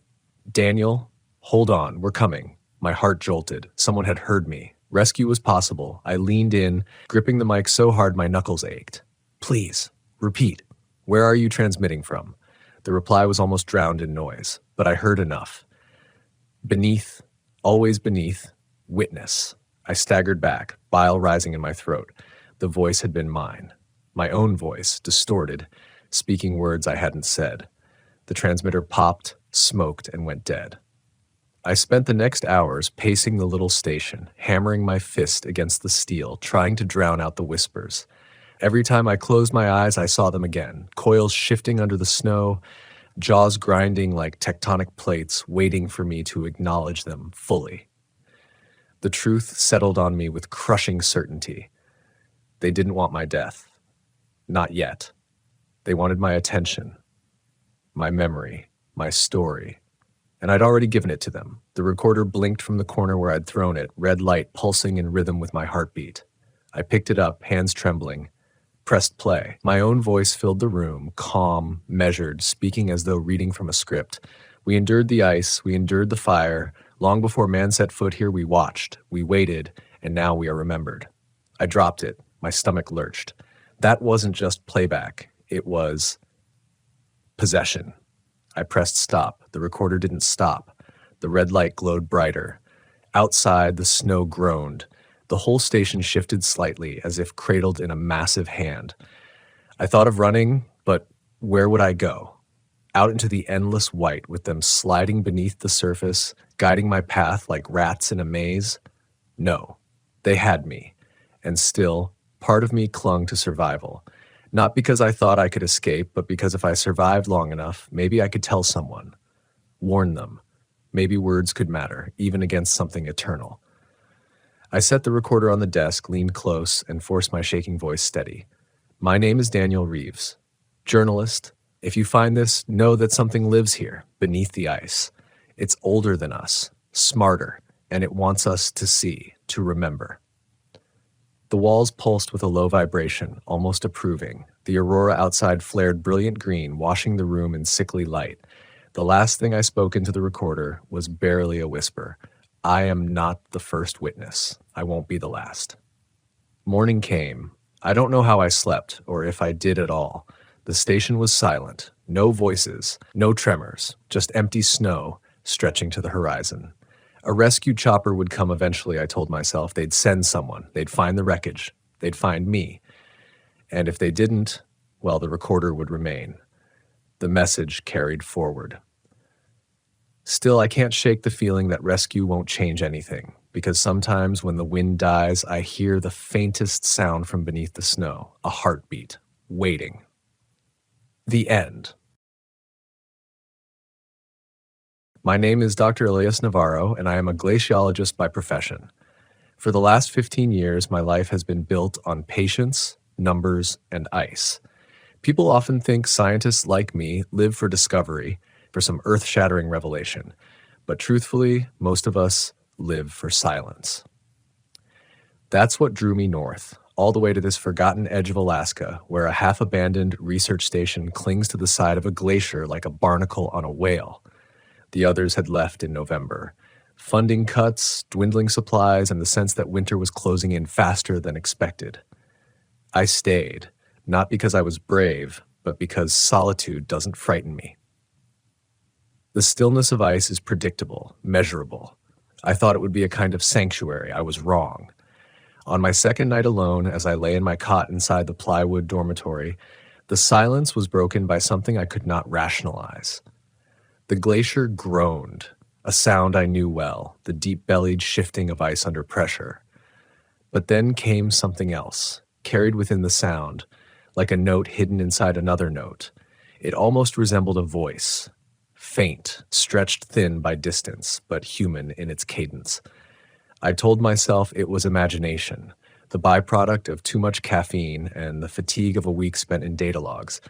Yet when the wind paused and the night turned to a stillness so sharp I could hear the blood in my ears, the voice came again. A syllable this time. One word, too distorted to be clear. The cold here has a way of crawling inside you, of testing the strength of your bones. That night, it tested my mind. I lay awake until morning, my breath frosting against the steel beside my cot, repeating to myself the mantra of science. There is always an explanation. By the third day, I had fallen into routine. I brewed bitter coffee, pulled on my insulated boots, and stepped outside to check the instruments buried along the ridgeline. The station sits in a shallow bowl of ice, the world around it stretching white and endless, horizons swallowed by low clouds. The air smelled faintly metallic, like frozen iron, each step crunched like breaking glass. That was when I noticed it. At the edge of camp, near the snow tractor half buried in drifts, the ice bore new fissures. Jagged cracks radiated outward in a pattern too deliberate, almost geometric. I crouched down, tracing the shape with a gloved hand. My breath pooled in the air like smoke. It looked, absurd as it seemed, like a circle. Not random stress fractures, but something formed with intention. The wind shifted. From the crack, faint as a whisper under blankets, I heard my name. Elias. I jerked upright, pulse hammering against my ribs. The rational part of me scrambled for explanations. Ice movement, air currents, auditory pareidolia. My profession had taught me that ice can sing, can roar like thunder, can shriek like tortured steel, but it had never spoken in syllables shaped like language. That evening, I recorded the sound on my handheld device. I played it back inside again and again, volume turned high enough to make the tinny speaker rattle. On the first listen, it was only static and wind. On the third, my skin crawled. Between the gusts, buried in the hiss, was my name. Drawn out, distorted, but clear enough to shatter sleep that night. Science relies on repetition, and I repeated the experiment. Each day, the fissures grew. Each night, the voices returned. They were no longer single words. They stretched into fragments. Sentences that brushed against familiarity, like echoes of memories I couldn't quite place. You're not alone. Down here. The voice changed tones, sometimes low and guttural, sometimes higher, almost feminine. Never the same twice, and yet always aimed directly at me. My notes from those days blur into frantic scribbles. I charted the expansion of the cracks, noting their near-perfect symmetry, their slow crawl toward the main station. Every measurement, every photograph confirmed what I could not accept. The glacier was opening in shapes that nature does not make on its own. Sleep abandoned me. I walked the station halls at night, flashlight beam jittering across peeling paint and frost-webbed windows. Each creak of the structure made me flinch. Sometimes in the lulls between wind gusts, I would hear footsteps crunching outside on snow that should have been empty. When I rushed to the window, there was nothing, only the vast expanse, blank and merciless. By the seventh night, the voices had grown bolder. They no longer came muffled through the glacier, but seemed to resonate inside the walls themselves. I would wake to the sound of someone breathing just beside my cot, a whisper feathering my ear. It spoke in Spanish once, my mother's voice. Words she used to calm me as a child. Duérmete, hijo, estoy aquí. Sleep, my son, I am here. I staggered from bed, clutching the flashlight like a weapon. But there was nothing, only frost feathering the corners of the room, ice crystals shimmering in my breath. I am a scientist. I live by data, not superstition. But when the dark presses this close and the ice sings your name in voices it should not know, reason becomes fragile. That night, for the first time, I considered leaving. Leaving, however, was easier thought than done. The nearest village was over 100 miles away, across mountains blanketed in blizzards. The snow tractor had been left idle too long, half swallowed by drifts. The last supply plane had come before the storm season closed in, and it wouldn't return until spring. I was here, and I would remain here, unless I wanted to walk myself to death across the ice. That morning, the sun fought its way through gauzy clouds. Light spilled pale and cold across the glacier, illuminating the widening cracks. I strapped on my crampons, clipped my harness, and followed the line of fissures outward. My breath crystallized in the air, and every inhalation burned. The cracks no longer seemed random. They formed arcs, curving toward a central hollow where the glacier groaned from its hidden depths. It felt less like geology and more like architecture. An entrance being carved from below. As I stood over the largest fissure, a gust of wind howled across the ice, but inside the howl was something else. Laughter. Not cruel, not mocking, but familiar. Too familiar. It was the laughter of my colleague Victor, who had left weeks ago with the others. He and I had shared coffee on the last morning before the evacuation. He had joked about my stubbornness, about how the ice would drive me mad if I stayed too long. And now, here, his voice rose from beneath my boots, echoing through the glacier. Elias, come see. My heart stuttered. The words were crisp this time, almost conversational, as if spoken from just below the surface. I dropped to one knee, peering into the dark mouth of the fissure. The shadows shifted. Something moved beneath, deep enough that no human should have been visible, and yet I swore I saw the suggestion of a hand, pale against the blue-black ice, pressing upward. I stumbled back, rope scraping across my harness as if the glacier itself had tugged at me. My crampons screeched against the ice, and I turned, half running, half sliding back toward the station. My lungs ached with cold, and in that moment, I felt no scientist, only animal instinct. Inside, I barricaded the door, as if locks and wooden planks could keep out whatever pressed against the walls of this place. The next hours blurred. I tried to focus on my research, to drown myself in data. I logged temperature fluctuations, barometric pressure, seismic readings. But the numbers betrayed me. Instruments had begun recording subtle vibrations beneath the glacier, patterns repeating every few hours, almost rhythmic, like a heartbeat. By nightfall, the voices had grown so bold they followed me from room to room. Sometimes they came from the vents, sometimes from the pipes, sometimes from right behind my head. And then they began speaking with more precision. Not random words, not fragments, but sentences. You don't have to be afraid. You belong here. You've heard us since you were a child. That last one rattled me. My childhood had been spent in Santiago, thousands of miles from here, nowhere near glaciers. How could it know? When I shouted back, "Who are you?" The walls seemed to vibrate with their answer. "We are the ones beneath. We remember you." The light bulbs flickered. The station shivered as if a tremor rippled through the earth. I clutched my head, pressing palms against ears, but their voices lived inside my bones. I couldn't stay inside anymore. I needed proof. I needed something I could hold in my hands, some data point that could tether me to reality, so I did what scientists do. I conducted an experiment. I took my recorder, strapped on my pack, and returned to the fissure. The moon hung low that night, bleeding pale light across the ice field. The world was still, deathly still, except for the groaning of the glacier. At the edge, I set the recorder down. I spoke aloud, voice quivering against the vast silence. My name is Dr. Elias Navarro. If there is something down there, prove it. Speak clearly. For a moment, nothing. Only wind.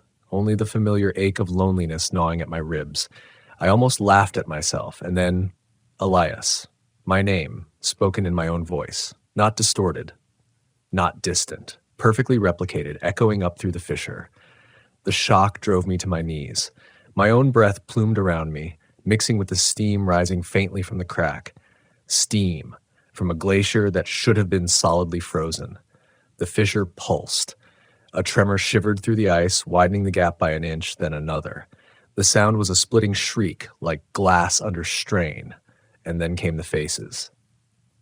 For a heartbeat, I saw them pressed against the ice wall beneath the surface, translucent, distorted, but human. Dozens of them. Men, women, children. Their mouths moved, forming words I could not understand, yet their eyes locked onto mine. Eyes full of hunger. I scrambled backward, crampons scraping sparks, until I was far enough that the fissure blurred into shadow. My legs trembled so badly I could barely stand. Back inside the station, I collapsed into the chair, recorder clutched in white-knuckled grip. I played it back, the wind, the crackling of static. Then, unmistakably, my own voice speaking my name from beneath the ice. I don't remember falling asleep, but I woke to the sound of knocking. 3 sharp raps against the station door. I froze, heart lurching into my throat. The knocks came again, deliberate. I forced myself to the window, pulling back the frost-rimmed curtain just an inch. Outside, the glacier glowed faintly in the moonlight. At the door stood Victor. His parka hood was pulled low, but I would know his frame anywhere. He looked up. His face caught the light. It wasn't Victor's face anymore. The skin was pale, stretched, as if frozen from within. The mouth opened and steam poured out, curling like fingers. The eyes were black pools. His lips moved, but the words were inside my head, not carried by air. "Let me in, Elias. It's so cold out here." I stumbled backward, nearly tripping over the chair. My chest heaved, and I shook my head violently, whispering, "No, no." The door rattled under another knock, harder this time, then another. I ran to the far corner of the station, clutching the recorder to my chest like a relic. My breath came in ragged gasps, and then silence. The knocking stopped. The voices ceased. For a moment, the station was still again. But I knew better now. I knew what waited outside, what waited beneath, and I knew it wasn't finished with me. The silence after the knocking was worse than the noise. At least noise told me where the danger was. Silence meant it could be anywhere. I sat huddled in the corner until the first hint of dawn seeped into the sky, a thin gray glow filtering across the snowfields. My hands were stiff with cold cramped around the recorder, but I didn't let it go. It had become my tether, proof that I wasn't dissolving entirely into madness. When the pale daylight fully arrived, I forced myself outside. The air sliced my lungs raw, and the snow glittered as though the glacier were mocking me. I circled the building carefully, scanning for footprints. Nothing. The snow was undisturbed, except for my own frantic tracks from the night before. No sign of Victor, or whatever wore his shape. But the fissure had changed. It yawned wider now, jagged lips opening into a dark throat. Frost crystals rimmed its edge, but deep within was a strange, faint luminescence, like moonlight reflected off water far below. The glacier groaned as if shifting its weight. It sounded hungry. I retreated quickly, but the sound followed me. A low vibration trembled beneath my boots, not constant but pulsing, in time with my heartbeat. Inside the station, I tore through supplies. I had enough food for weeks, maybe a month, if rationed carefully. But supplies meant little if the voices kept pressing, if the fissures kept spreading. I realized with icy clarity that survival here might depend not on outlasting the cold, but on resisting what lived beneath it. That day blurred into nervous pacing, notes scribbled half-legibly into my log. I tried recording again, setting the device near the vent where whispers sometimes rose. Hours later, when I replayed the file, my blood froze. Elias, it said. Not distorted this time, but clear. My own voice again. Then another sentence, drawn out slowly. Let me inside. The station walls creaked, a sound like old bones settling. My eyes darted to the door. No one stood outside. Yet the doorknob trembled as though touched by unseen hands.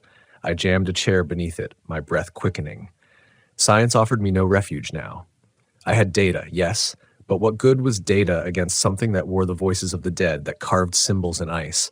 I did the only thing I could. I wrote. Notes, logs, desperate scribbles on every scrap of paper I could find.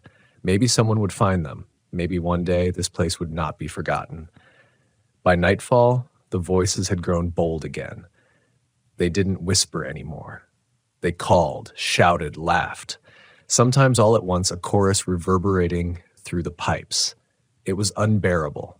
I slammed my fists against the walls, screamed until my throat shredded, but they only grew louder, as if feeding on my desperation. And then came the pounding, not at the door this time, but from beneath the floor. The metal plates shuddered as though struck from below. Dust drifted down from the rafters. My cot rattled. Each thud was deliberate, rhythmic, like something enormous hammering against the glacier's underbelly. I ran outside, unable to bear it. The night was clear, the stars sharp points of cold fire. The fissure gaped wider now, large enough to swallow a man whole. Steam rose steadily from its depths, carrying with it a smell that turned my stomach, metallic, almost like blood. And in that steam, voices wove together, countless voices, crying out, chanting, overlapping until meaning dissolved.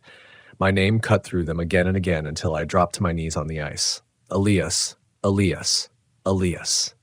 I clamped my hands over my ears, but it didn't matter. The sound was inside me. Then a new voice, one I hadn't heard before. Deeper, older, resonant like the glacier itself speaking through centuries of compressed ice. Open the way. The fissure shuddered, expanding with a crack that echoed like thunder. A slab of ice fractured, plunging into the depths. The glow beneath brightened, cold and sickly green, illuminating shapes that writhed in the void. I scrambled backward, scrambling on hands and knees, my breath tearing through me.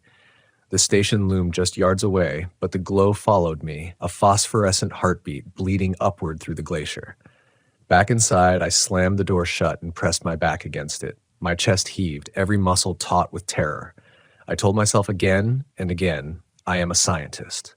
I seek truth. But the truth here was not human. That night I didn't sleep. I sat with the recorder running, scribbling in the logbook until my fingers cramped. I recorded everything. The knocks, the whispers, the tremors. If I vanished, someone would know. At some point near dawn, the voices changed again. They no longer begged entry. They no longer mimicked. Instead, they offered warmth, rest, knowledge. And finally, in the voice of my late father, dead 15 years, you'll never be alone again.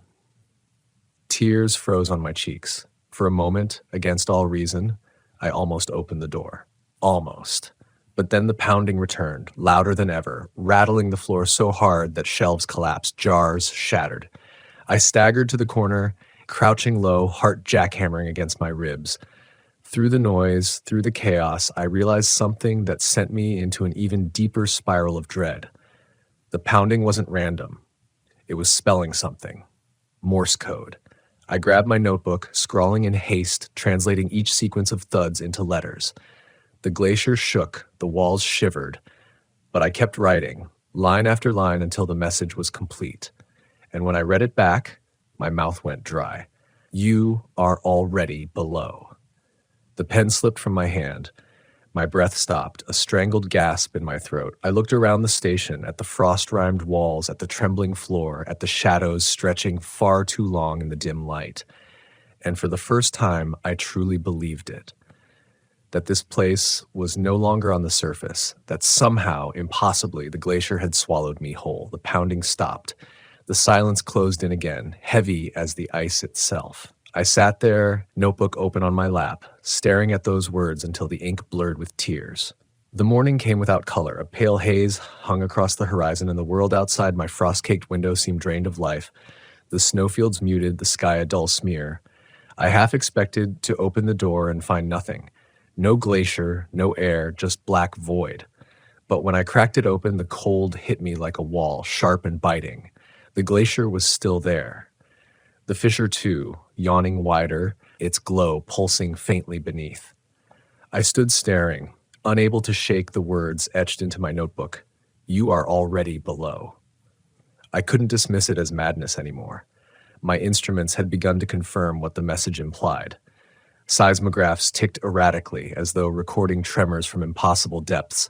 Barometers swung wildly despite no storm overhead. Compass needles jittered, spinning like they'd lost the sky. It was as if the station itself had been displaced. Trapped in a pocket of something beneath the glacier. I spent that day in denial, burying myself in routine. Coffee, notes, maintenance on the generator, anything to pretend normalcy. But the air itself seemed wrong, denser, each breath heavier, colder, as if drawn not from atmosphere but from deep cavern air. The light that seeped through the windows had a greenish tint, faint but unnatural, as though filtered through water. By evening, the whispers returned. Not faint now, not hidden. Bold. Filling the corridors, slithering through vents and pipes, layering one atop the other. Elias, stay. Below. Their chorus rose and fell like tides. Sometimes I could swear they were speaking in languages I didn't recognize. Syllables rough and guttural, then fluid and sing-song, shifting like water over stone. At one point, I walked past the lab door and froze. It was closed, though I had left it ajar.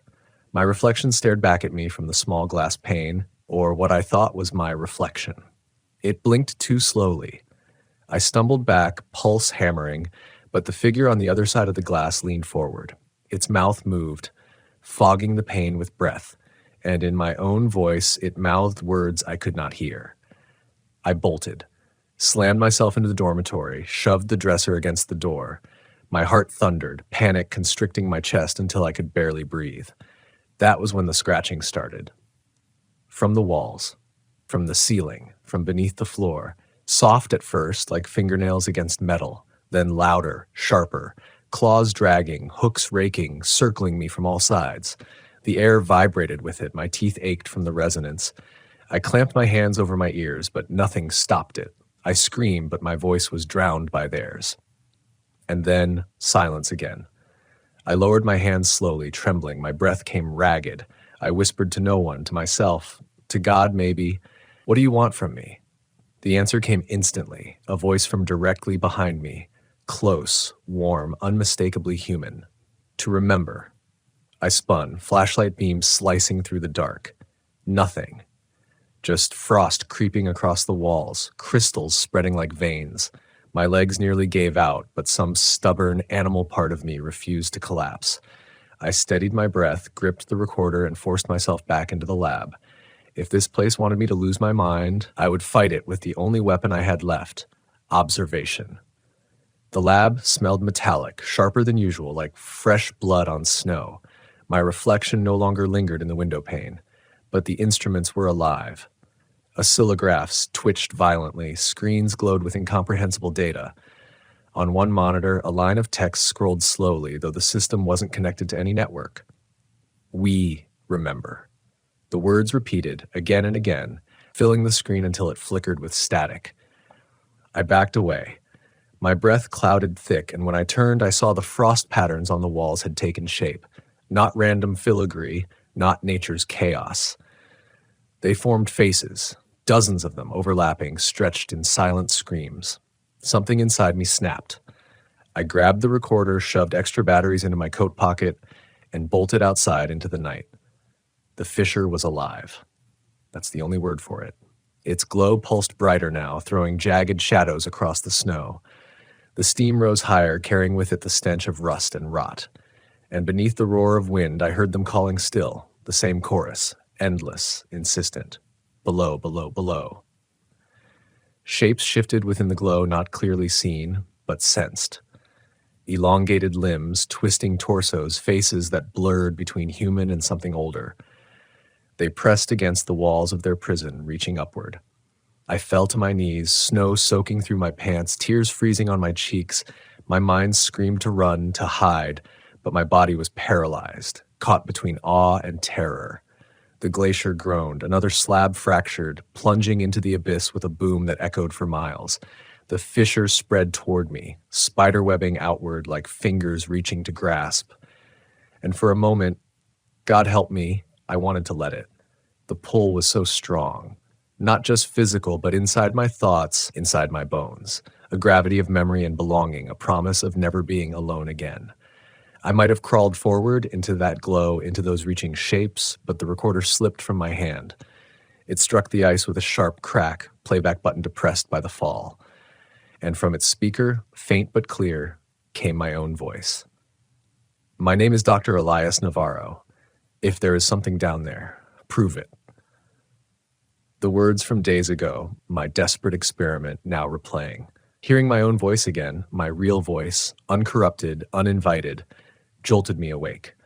I snatched the recorder, clutching it like a lifeline, and staggered backward. The glow dimmed slightly, the fissure's pulse slowing as though denied. The voices shrieked, angry now, overlapping in a roar that rattled my bones. I fled to the station, heart battering against my ribs, snow spraying under my boots. Inside, I collapsed against the wall, clutching the recorder so hard my knuckles bled. For the first time, I realized what the danger truly was. Not just voices, not just shapes, not just something beneath the ice. It wanted me to surrender, to give myself willingly, to step forward, to fall inside. And I almost had. That was its had. That was its intelligence, its strength, not brute force, persuasion, and it was winning. The next morning, I didn't recognize myself in the mirror. My face was pale, eyes sunken, stubble coarse across my jaw. I looked like a man who had been awake for weeks, even though I knew only a handful of nights had passed since the voices began. Time itself had warped here, dragging in some moments, rushing in others, like the glacier had seized control of its flow. The fissure's glow now leaked into the station even during daylight hours. Thin veins of greenish light crept beneath the floorboards, casting long, twisted shadows that bent across the walls like skeletal fingers. I tried to block them with blankets, with duct tape, with whatever I could find, but the light always found a way through. I rationed my food, though my appetite had nearly died. Each bite tasted of metal. Even water from the melted snow carried that same copper tang, as though the glacier itself had infected it. The recorder remained at my side constantly. It was the only thing anchoring me. I replayed my original message again and again, forcing myself to hear my own words, my own cadence, proof of who I was before the whispers. But the entity was relentless. That night, it made its most violent attempt yet. It began with footsteps, not faint, not imagined, heavy, deliberate, crunching across snow just outside the walls, back and forth, circling the station. I held my breath, listening as they stopped at the door. The knob rattled. Slowly at first, then harder. The chair I had wedged beneath it groaned, wood straining. My chest tightened with panic. Then came the voice. Elias. Open. Not distorted this time. My own father's voice again, but sharper now, commanding, "You can't fight the ice. It's already inside you." I squeezed the recorder until my hand ached. "No," I whispered, though my voice cracked. "You're not him." The door boomed with a strike so hard the hinges shrieked. The entire station shuddered. Frost cracked and fell from the ceiling in brittle flakes. Another strike, louder, harder, the chair splintering beneath the impact. I stumbled backward, flashlight beam jittering across the room. The walls pulsed faintly with the glow now's back, each hit at the door syncing with the fissure's heartbeat outside. On the third strike, the top hinge snapped. Screws clattered across the floor. The door sagged inward, wood groaning. I screamed, but the sound was swallowed instantly by the roar of voices flooding through the gaps. Dozens of them. Hundreds. Layered, overlapping, speaking in unison. "Let us in." I bolted for the lab. My mind screamed that wood wouldn't hold, that the station was moments from collapse.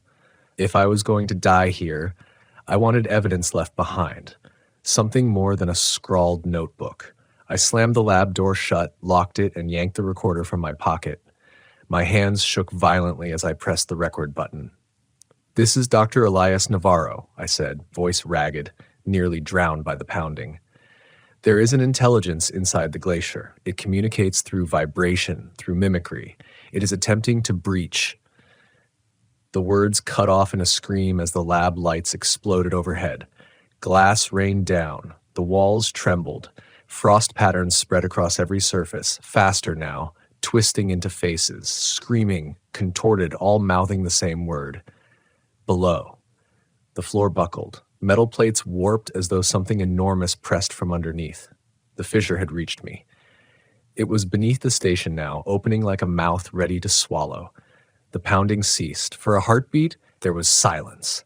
Then whispering, inches from my ear, though I was alone.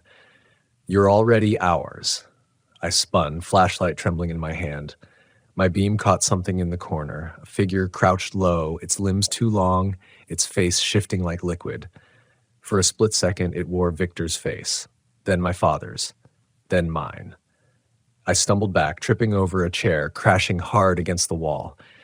Pain lanced up my arm, but adrenaline drove me to my feet. The figure tilted its head, movements jerky, unnatural, as if joints bent wrong. "Come," it said in my own voice. I hurled the flashlight at it, the beam cracking across the wall.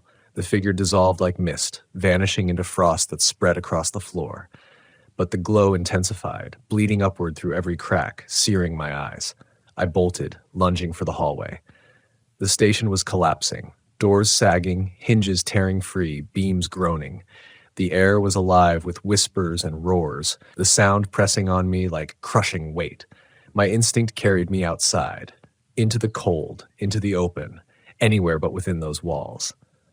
The fissure gaped wider than ever, an open wound across the glacier. Its glow stretched skyward now, staining the clouds green. Steam rose in great plumes, carrying with it the stench of rust and rot.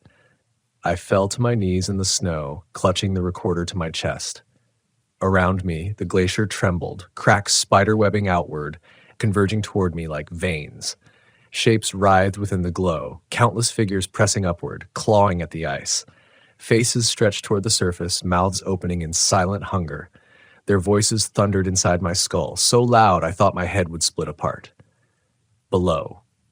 Below. Below. I screamed, though my voice was nothing against theirs. My body trembled with the urge to surrender, to crawl forward, to let myself be consumed. The pull was unbearable. But then my recorder, still clutched tight, crackled with playback. "My name is Dr. Elias Navarro. If there is something down there, prove it." The words, my own, echoed thin but clear. And in that fragile sound I found a sliver of myself again. Proof I existed. Proof I was still me. I staggered back from the fissure, step by step, though the glow pulled at me like gravity. My legs felt like stone, each movement an act of will. The chorus roared louder, furious, the glacier itself shaking with rage. Somehow I made it back to the station, or what was left of it.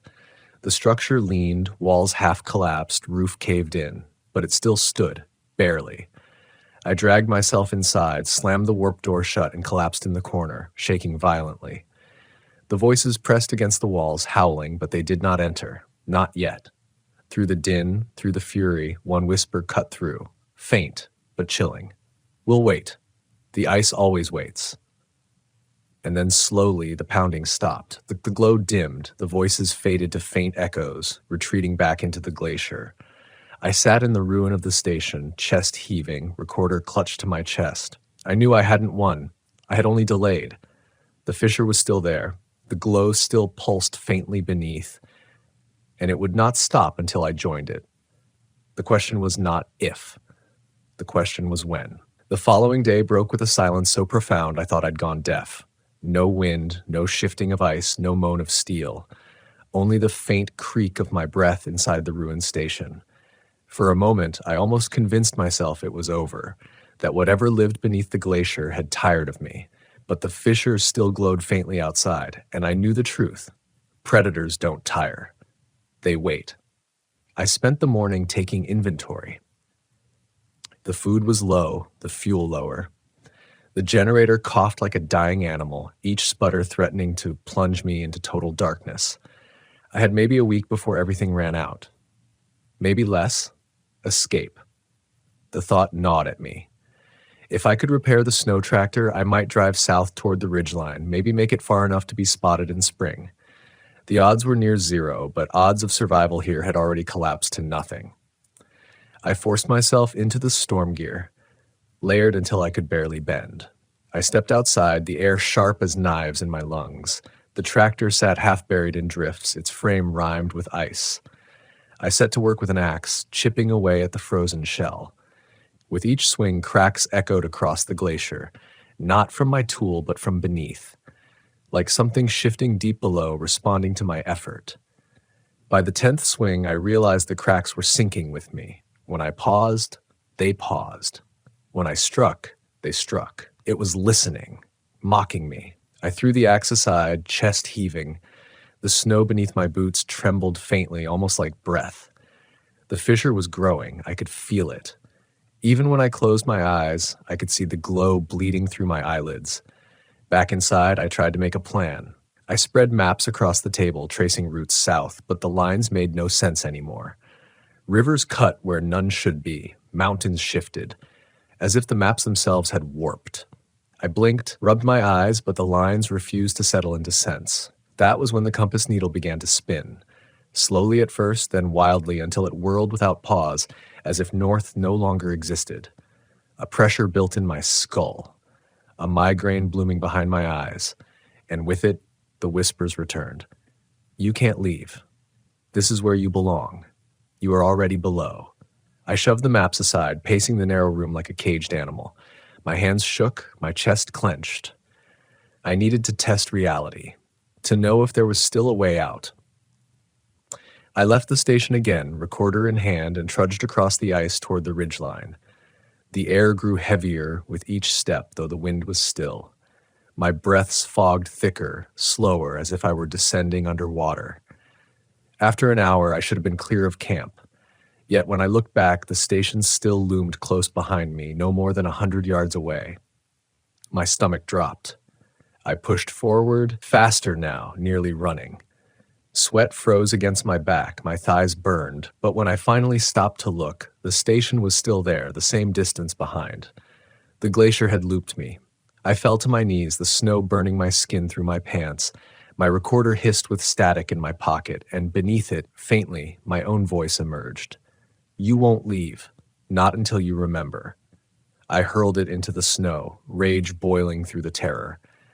But moments later, I heard it crackle again, closer this time, as if it had never left my hand. I stumbled back toward the station. Whether it was real or illusion, it was all I had left. Inside, I collapsed at the desk, shaking uncontrollably. My notes blurred in front of me. For hours, maybe longer, I sat in the corner, muttering to myself. Anything to fill the silence, anything to drown the whispers that slithered in between words. Then, as the shadows lengthened across the walls, I heard a new sound, a dragging, slow, steady, like something heavy being pulled across ice. I crept to the window, heart jackhammering. At first, I saw nothing. The snowfield stretched endless, empty. But then the glow of the fissure flared, and I saw it. A figure, human-shaped, crawling on hands and knees across the ice. Its parka was shredded, the flesh beneath pale and raw, its limbs bent at wrong angles, each movement jerky, unnatural. And yet I knew the face. It was mine. The thing dragged itself closer, head lolling, mouth opening in a silent scream. Steam poured from its lips, curling into the night. I staggered back, bile rising in my throat. My double's eyes were hollow pits, yet they locked on mine with unbreakable intensity. Then its mouth moved. The words didn't carry on the wind. They carried inside my skull. You can't escape yourself. The fissure boomed open wider, the glow brightening, casting both of us in its sickly light. The ground trembled, snow cracking beneath my boots. I screamed, slamming the shutters closed, pressing my back to the wall. My chest heaved, sweat freezing instantly against my skin. The dragging continued outside, circling, never stopping. I clutched the recorder, whispering into it through chattering teeth. If anyone finds this, the glacier holds more than ice. It holds memory. It holds us. If you hear the voices, don't answer. Don't ever answer. The dragging slowed. Silence fell again, but silence here meant nothing. Silence only meant it was closer. And as I lay in the dark, listening to the groans of the glacier, I realized with a bone-deep certainty, I was not trapped in Alaska anymore. Alaska was gone. I was somewhere beneath. The station didn't collapse all at once. It decayed piece by piece, like a body rotting from within. Beams sagged under invisible weight. Bolts rattled loose in their sockets. At night, frost crept further across the walls, thickening into crystalline veins that pulsed faintly with the fissure's glow. The place wasn't shelter anymore. It was a cocoon, and something wanted me to stay inside until it hatched. I couldn't let that happen. The snow tractor was useless. The maps were lies. The glacier had folded reality like paper, turning the world into a trap. My only chance was to go down, not willingly, but on my own terms. If it wanted me below, I would face it directly, with eyes open, recorder running. Better to descend as a scientist than be dragged as prey. I prepared for 2 days, though time had lost meaning here. I packed the recorder, spare batteries, a headlamp, climbing gear, and one emergency flare. My hands shook as I checked the knots, the harness, the crampons. I tried to steady myself with ritual, with logic, but I couldn't ignore the dread coiling tighter with every passing hour. The night I chose to descend, the fissure was alive with light. Its glow painted the snowfield green, shadows stretching across the ice like reaching hands. The air hummed with vibration, not wind, but something deeper, something that thrummed against my ribs. I clipped the rope to my harness and approached the edge. Steam rose in hot bursts, curling around me, filling my nose with that metallic tang. I planted the crampons, drove the ice axe into the wall, and began lowering myself into the throat of the glacier. The fissure walls glowed faintly, veins of light pulsing through the ice like blood vessels. My rope creaked with each descent. The deeper I went, the louder the whispers became. Elias. Come home. Remember. They overlapped, rose and fell, dozens of voices bleeding into one another. Some I recognized. Victor, my father, my mother's lullabies. Others I didn't, yet they spoke with intimacy, as if they knew me better than I knew myself. At 50 feet down, I nearly turned back. A face formed in the ice beside me, translucent, stretched, screaming silently. Then another and another. They lined the fissure walls like fossils caught mid-scream. Their eyes followed me as I descended. At 100 feet, the glow brightened, green shifting to something deeper, red at the core.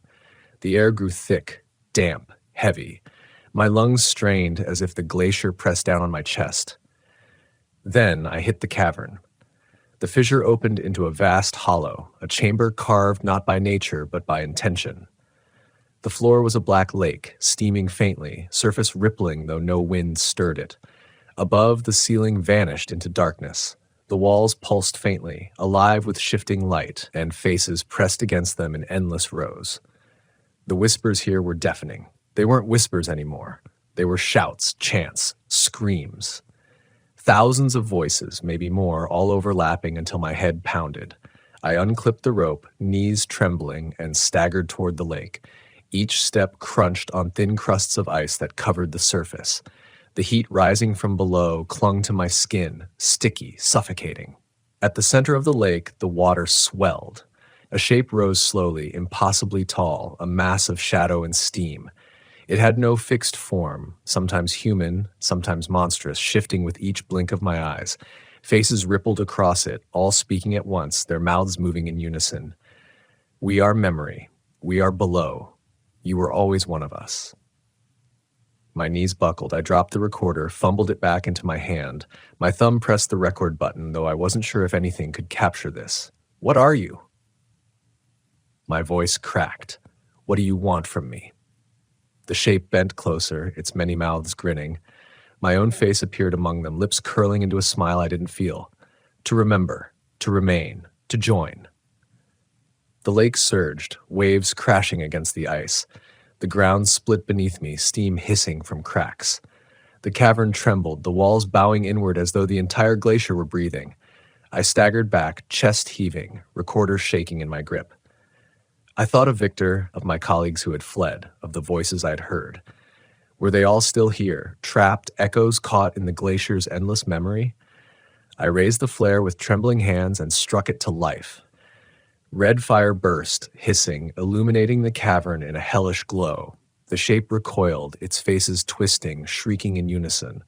The lake boiled, steam roaring upward. For the first time, the voices faltered. I screamed into the recorder over the chaos.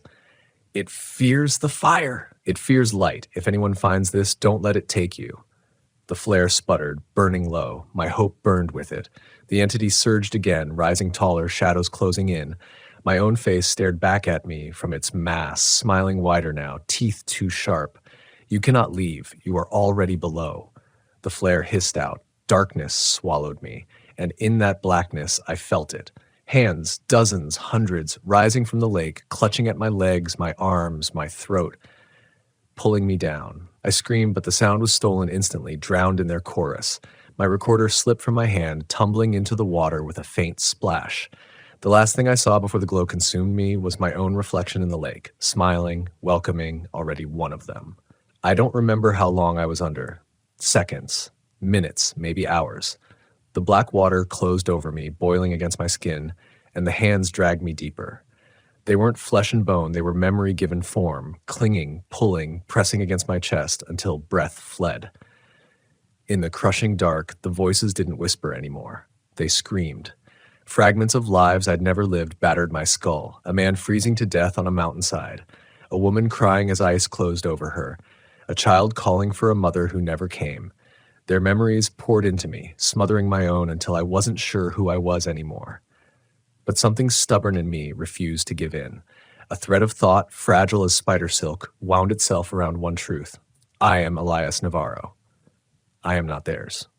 Not yet. That thread saved me. My hand found the flare belt, half soaked but intact.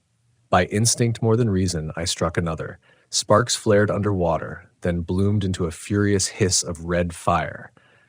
The lake shrieked. That's the only word for it. The water itself screamed, the cavern walls shuddering. The hands recoiled, writhing back into the depths. I kicked upward, lungs burning, body screaming. My chest felt ready to burst, but somehow I broke the surface. Steam roared around me, the cavern shaking with fury. The flare burned bright, casting the mass of shifting faces into stark relief. They writhed, mouths open in rage, their chorus rattling the glacier like thunder. I hauled myself onto the ice shelf, coughing up water, vision swimming. The recorder was gone, swallowed by the lake, but its loss meant little if I didn't survive. The fissure walls began to collapse inward, chunks of ice shearing off, crashing into the lake. The entity wasn't just angry, it was pulling the cavern down with me inside it. I clipped my harness back to the rope with fumbling hands and began climbing, crampons biting into the glowing ice. Every swing of the axe echoed like a gunshot. The flare sputtered in my teeth, dripping molten sparks down my jacket. The voices howled, furious, enraged. Some begged, some cursed, some screamed in anguish. But one cut through them all, deep and resonant, vibrating through my bones. You cannot leave. You are already below. I climbed harder, each muscle screaming. Chunks of ice rained down, some grazing my back, one nearly tearing me free of the wall. The flare slipped from my mouth, tumbled, and hissed out in the lake below. Darkness surged upward again, swallowing the cavern. Only the faint, sickly glow of the fissure remained. My breaths rasped loud in the void, echoing like another voice. 50 feet. 30. 10. My hands slapped the rim of the fissure. With the last of my strength, I hauled myself over the edge, collapsing onto the snow above. The fissure pulsed violently behind me, the glow flaring so bright it painted the clouds. Steam roared upward, carrying a final scream that rattled the glacier for miles. Then abruptly, silence. I lay on the snow, chest heaving, every nerve on fire. The fissure had stilled, its glow dimmed, sinking back into the depths. For a moment, I thought I'd won, but when I staggered to my feet, I realized the truth. The station was gone. In its place was nothing but smooth ice, as if it had never stood there at all. My tracks, too, had vanished, erased clean. Only the fissure remained, a thin crack now, steaming faintly in the cold. I turned in circles, desperate, dizzy. The horizon stretched empty in all directions. No camp, no tractor, no sign of anything human. Just me and the ice. My chest tightened. I checked my pockets. The spare flare, the notebook with frantic scrawls, a handful of batteries. No recorder. No proof. The wind picked up, whistling across the glacier. For a moment, it sounded almost normal, almost like wind. But then, within it, faint and unmistakable, Elias. My blood turned to ice. I spun, but there was no one. Only the endless expanse glowing faintly under the dim sky. I began walking. South, I told myself, though the compass spun uselessly in my palm. South, toward mountains that might not even exist anymore. Each step crunched against the snow, steady, measured. Behind me, the fissure pulsed once, faintly. And in the wind, I heard laughter. My laughter. I didn't stop walking, not even when the horizon shimmered strangely, not even when the air grew heavy again. I walked because the alternative was surrender. But even as I moved forward, I knew the truth I would never escape. I hadn't left the glacier. The glacier had already taken me. And somewhere beneath my feet, it waited. Patient, eternal.